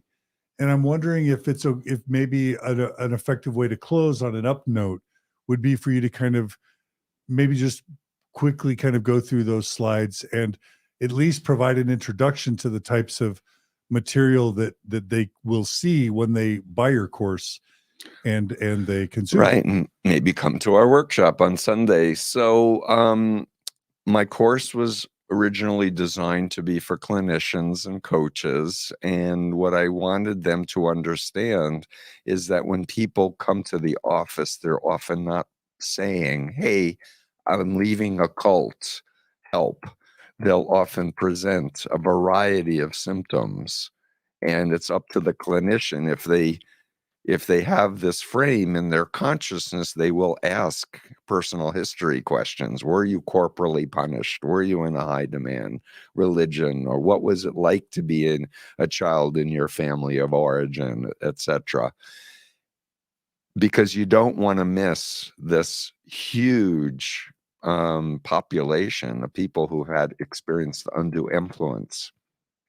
So I have a number of slides, and there are techniques and strategies that I help to teach clinicians how to deal with it. But number one, we saw the slide in the DSM-5 that mind control, coercion, being involved with a destructive cult causes an identity disturbance. So when people who are born in a cult come out, they say, Steve, I don't know who I am. Like, who am I? Like, I thought that everything was the truth in the group. And so the beginning is figuring out, well, if you're a clinician and you don't know anything about the Mormons, you better get help from an ex-Mormon, or you better get supervision, or you need to do a referral, because that's going to be a really important piece to deconstructing that there is a legitimate reason to exit. And to find out who's still in and what are your relationships, etc. It's going to be really, really important. And I show in the course a video of a woman who was in an International Churches of Christ cult, who had been in 13 years, and she left and was in and out of psychiatric hospitals for 11 years on 19 different medications. She was making suicide attempts and self-harming and other things because they didn't do their homework. They could have put in Google International Churches of Christ in quotes, plus cult, plus brainwashing, plus ex-members, and found all this ex-members sites and my sites, and they could be like, oh, this is the group she is leaving. This is very important to her psychology, right? But they didn't even know to do that. And she begged me to come and speak at a course for clinicians. We disguised her identity at her request. But she said during her treatment period of 11 years, people would say, why don't you call up your church friends and get some support? And like with such harm being caused out of good intentions, but that because of their ignorance. So understanding if someone was recruited in a cult, getting them back before their identity. A lot of people had a horrible identity experience growing up before a cult, so that's really important. But maybe they were like I was, where I had a pretty good experience growing up and a healthy sense of identity. Getting me back to who I was prior would be a very good therapeutic move to my therapy going forward. And when people say to me, I don't know what to believe and I don't know who I am, I say to them and this was from Dan Brown also, he said, try asking them, when do they feel the most you? When do you feel the most you? And wait and let them think. And they may say, I don't know. And then you can say, well, what was the first thing that came to your mind? And I'm playing music. I am teaching English at an inner city school. I'm dancing. I'm writing poetry, whatever. So you start with a strength that they self-identify with, and you use that as a building block. And if they really are clueless, you ask them, have they read any books or watch any TV or movies? Who do they admire? And try to help them identify some role models that they can use temporarily to start saying, well, I like this aspect of that person's identity and I like that aspect. Because I say you need to be in your body in the here and now. It's your life. You should control it. You get to choose who you want to be and what you want to believe. So there's a whole, therapeutic process. But moving on, dissociative states and triggering is a crucial thing. I'll talk, and then the next one about unwanted triggers. So we were talking about that last night, and I'll just briefly say that we learn as humans by association, and all words are triggers. They create associations in our minds and in our experiences. I'm not worried about healthy associations. I'm worried about where you're being triggered into your cult identity or into a past trauma. And I say, if the trauma happened 10 years ago, it didn't happen today. But if you don't understand, there's a capacity that we have to recode our memories, and we can change an associated memory to a dissociated memory intentionally, meaning, and I used the example of my van crash when I fell asleep and I woke up just as I was getting smashed and almost died. If I couldn't see the younger me, like there was a video camera from the outside of me in the van crashing and see it from the outside, if I couldn't reframe and repattern that memory, I'd never be able to drive near a truck again. I'd be afraid. And so what you want to do with all past traumas is you want to understand it happened in the past, therefore it happened to the younger you. You may not have had the tools, the safety that you needed then to protect yourself, but you're safe now. And this often is the case with child sexual assault, where they were helpless. They didn't know how to protect themselves, but now they can learn how to punch somebody in the throat or call 911 or whatever. There's so many more resources. And anyway, the point is that we can rewire our minds to not default to an associated memory and get re-traumatized, but we can make as the default the dissociated memory, so that, yeah, that really sucked to younger Steve, and it has no impact other than I'm remembering it. And every time an ex-cult member gets triggered by a cult song or, a phrase or, seeing some pamphlet or whatever, I say to ex-members, it's an opportunity to heal yourself. But you have to first recognize, I just was negatively triggered by this cue, by this phenomenon. And then ask yourself, how do you want to react to that cue or that phenomenon? And I'll give a quick example. I was counseling a young man who was in a drug rehab cult, and in the cult, he fell in love and got married, and he and his wife were very into the Grateful Dead, and she wound up leaving him, and he left the cult. She left the cult. But he said, shit, I'm never going to be able to listen to my favorite band again. And I said, why not? Oh, because that's what we played at our wedding. And so I said, okay, I want you to get the song on your phone right now. We were in my office. And I want you to play the song. He said, really? And I'm like, yeah. And then, so he started playing the song, and I held up the Freedom of Mind book, which is in front of you, John, on the table. And I was like,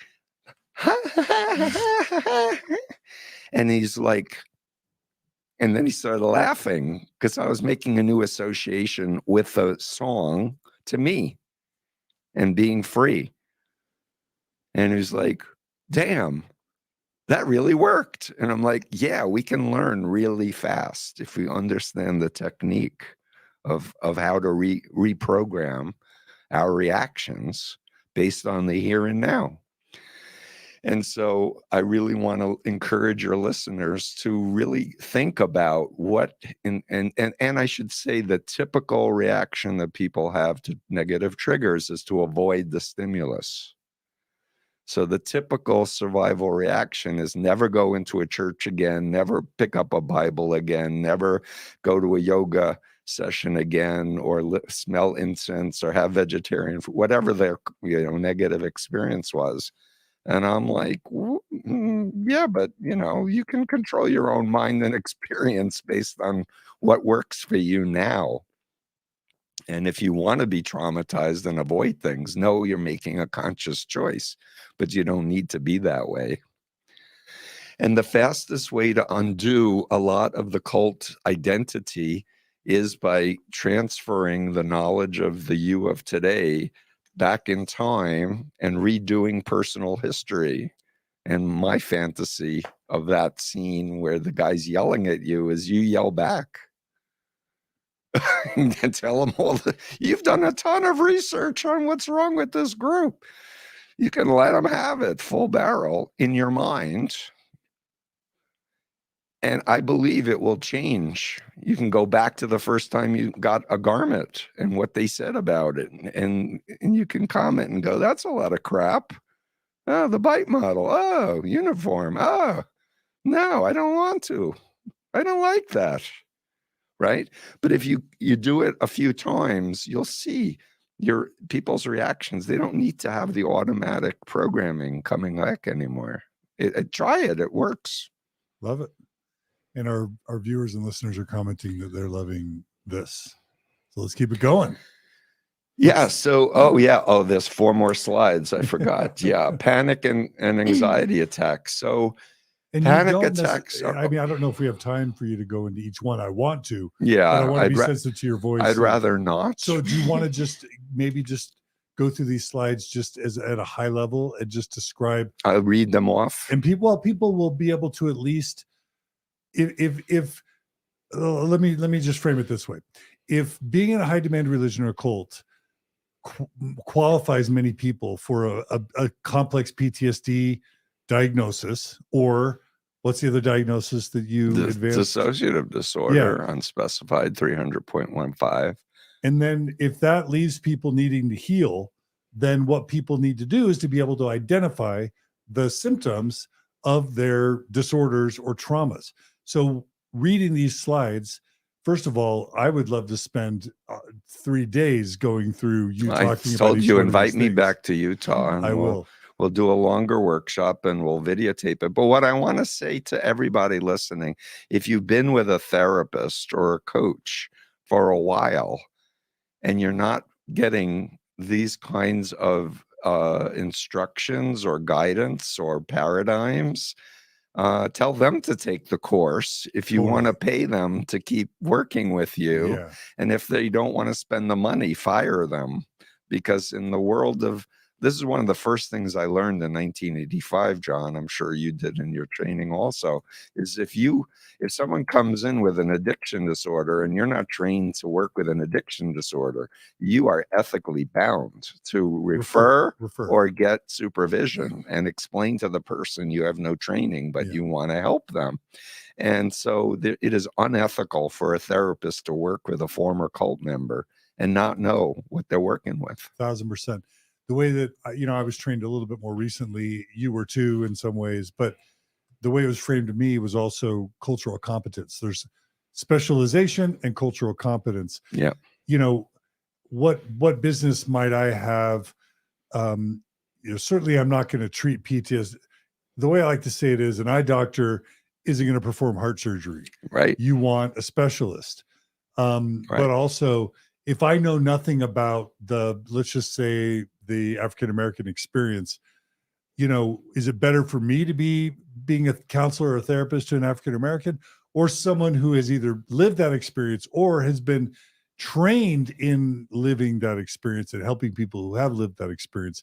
Is it better for them? And so what I'm doing right now is I'm sharing your course again in the comments, and we also have it attached to the description. But what I would love would be to have you come back, bring all the coaches and therapists that we know of in Utah together, and have you do a 1 or 2 day training of coaches and therapists where they can pay a couple $100, but we've got a large enough group to where that's And worth your honestly, I time. do my best teaching when I have live subjects and people can observe, and then we can deconstruct, why did I do this, strategically then versus something else. Yeah.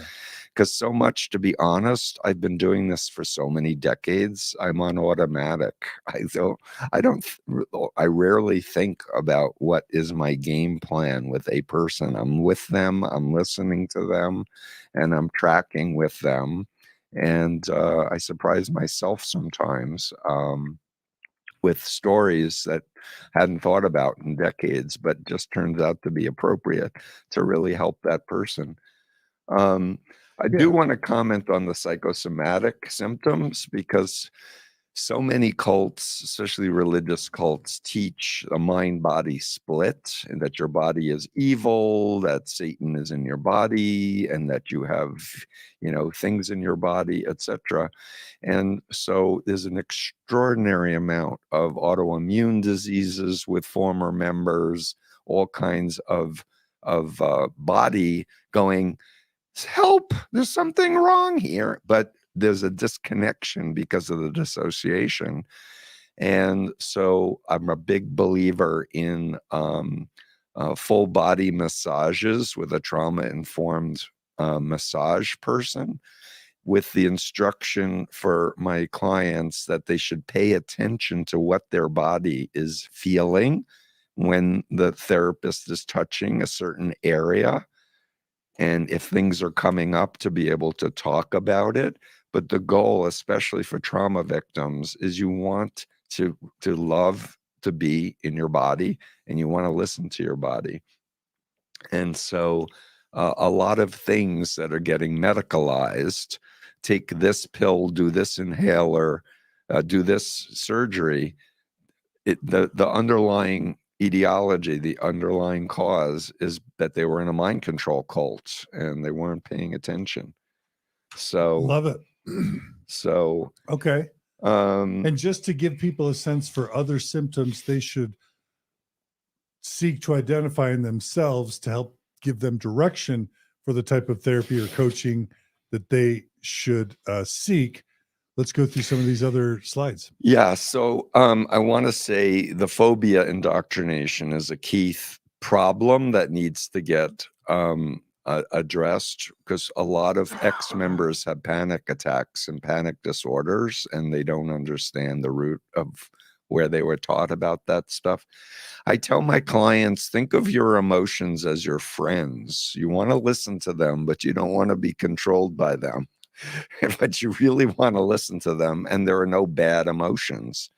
You may have been in a cult that said, oh, anger is bad, you should always forgive. And I say, no, I think anger is a very valuable emotion. If you've been treated unfairly or unjustly, you want to have anger. And with people coming out of an abusive, traumatic cult experience, I see it as a valuable, important roadmap sign that people are progressing when they are able to express anger at how they were treated or how the leader operated for their own better interest, and how much abuse they took. So guilt and shame, we talked about the perfectionism earlier, and rewiring that to, like, we're human. We're not perfect. Let's start with the baseline. We're not intellectual beings. We're emotional beings who rationalize things like that. And a lot of people didn't get education that they could have, should have gotten. A lot of people come out feeling like they're stupid when they're not. They're really intelligent, but they haven't had an enriched, client-centered kind of focus of education. And when I first got out of the Moonies, it took me months to get my psychological power back. And I'll add that despite my fears about doing a doctoral program in my 60s, I overcame my fear, because I was that motivated to want to change the law. And I got smarter, and my concentration improved, my memory improved, and my sense of self-identity was dramatically changed to, I'm now a doctor, and now I'm a scholar, instead of just being an ex-Moonie with a master's degree who's written a bunch of books. Now I get to be called Dr. Steven, and I earned it. I worked hard. So I want to encourage people, if you think you're 50 years old and you're too old to get an education, you're not too old. Trust me, we're 60, 70. Sleep disorders. We need 7 to 9 hours sleep. If you're not getting 7 to 9 hours of quality sleep, you are sleep deprived. You are undercutting your immune system's ability to heal itself. You're undercutting your ability to remember and to process and to learn and grow. So I recommend Matthew Walker's book, Why We Sleep, heavily as a podcast too, I believe. Eating disorders, sexual dysfunction. So in the Moonies, sex was evil. I didn't masturbate for the entire time, even though I was 19 to 22. And I had a lot of trouble feeling okay about sexuality until like a year later. And then I went crazy, I admit. I went to college and just wanted to go to bed with every woman that wanted to go to bed with me. Have safe sex, people. But this acting out because of deprivation is also a very common feature for former members. Money issues, fear of commitment, intimacy is huge.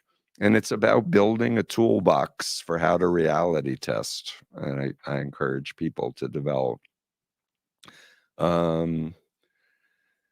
Harassment and threats, that doesn't always happen with cults where you're excommunicated and then people make up stories and attack you. That's real.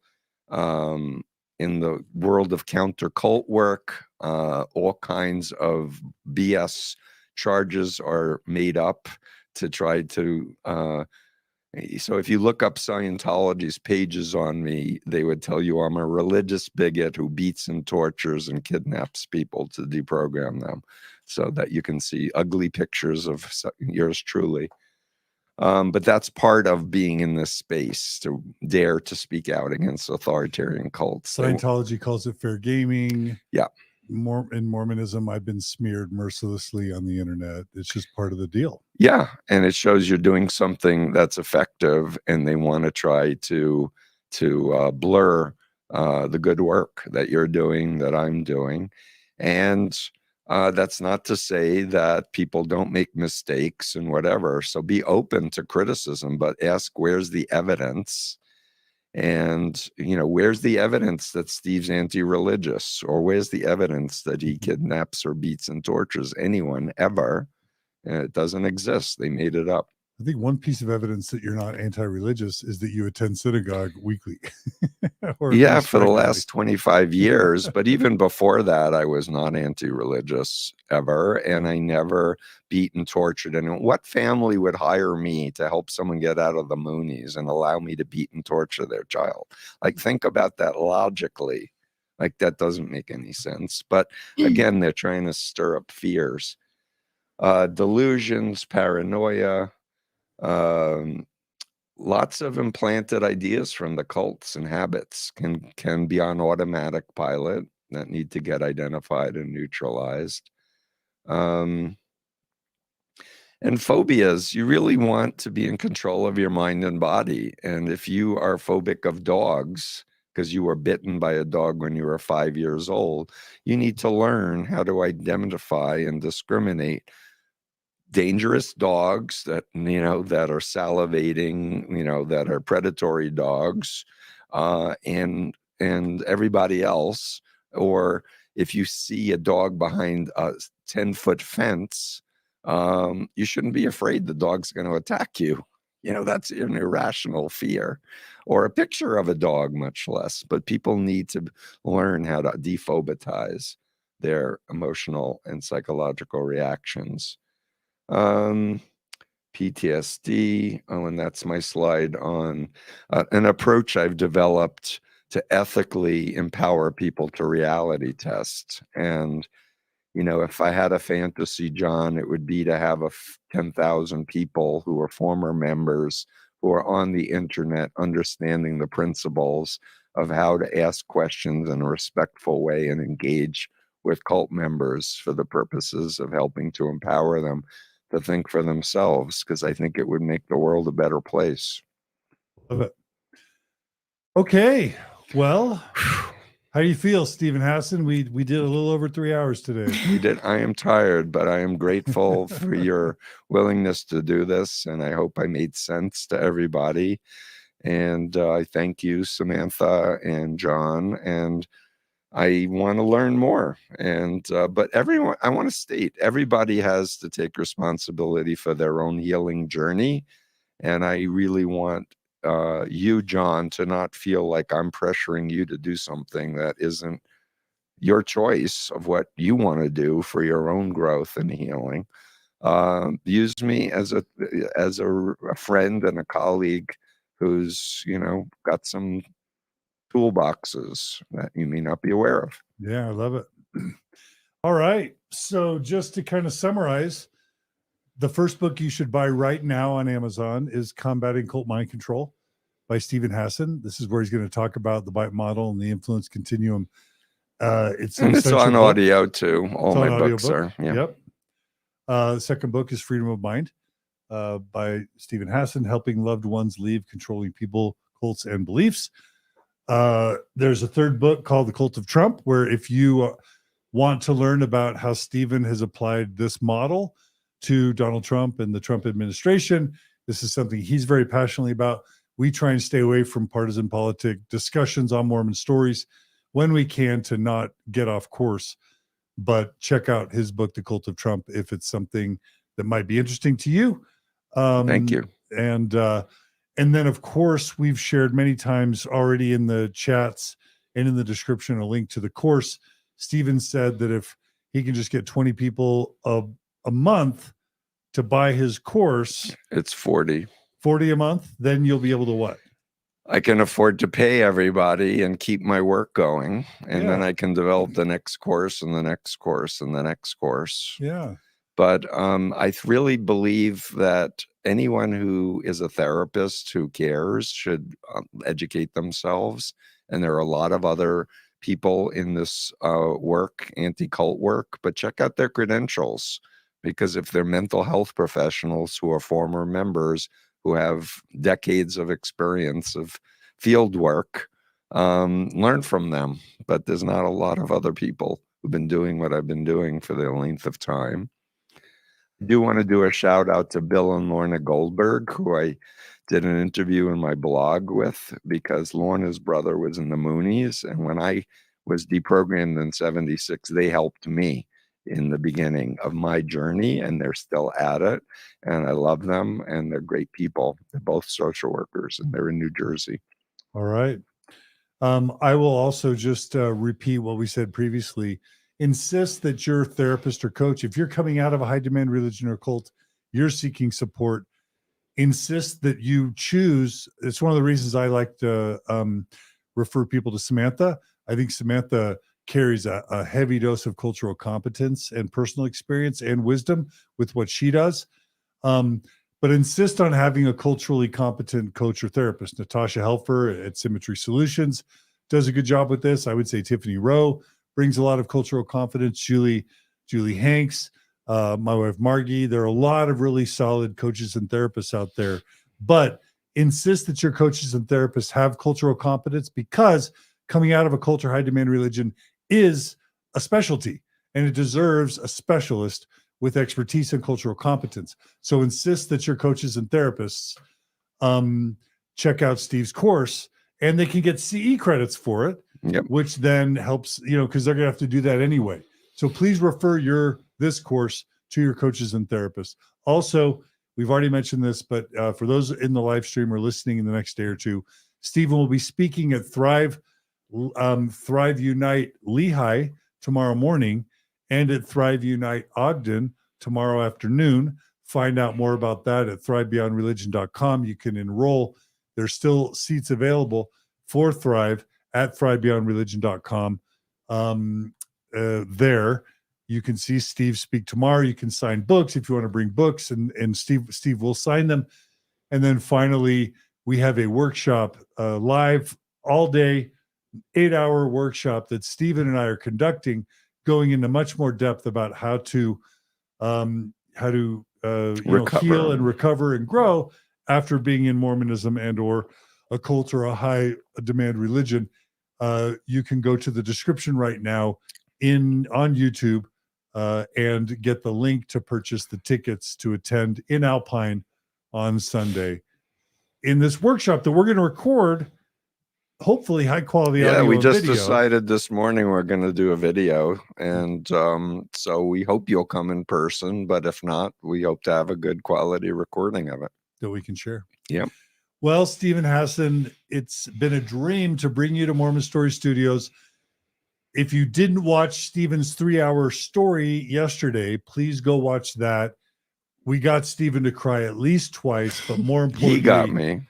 It was a powerful and effective and a heart-wrenching and truly informative story. So check that out. But Steven, it's been a dream to have you here at Mormon Story Studios. Thanks for caring about our people. Thanks for sharing your wisdom and truth and knowledge with our people. We're excited for tomorrow and the next day. And not only do we hope to have you back to Salt Lake, I hope that Mormon Stories, me, Samantha, Kara, others, and all our providers and you can have an ongoing fruitful partnership and collaboration. Yeah, I'll plug Kara. Sat down with Kyle when I first arrived, and so we did a thing that I think she's releasing Monday. So On Nuance Ho.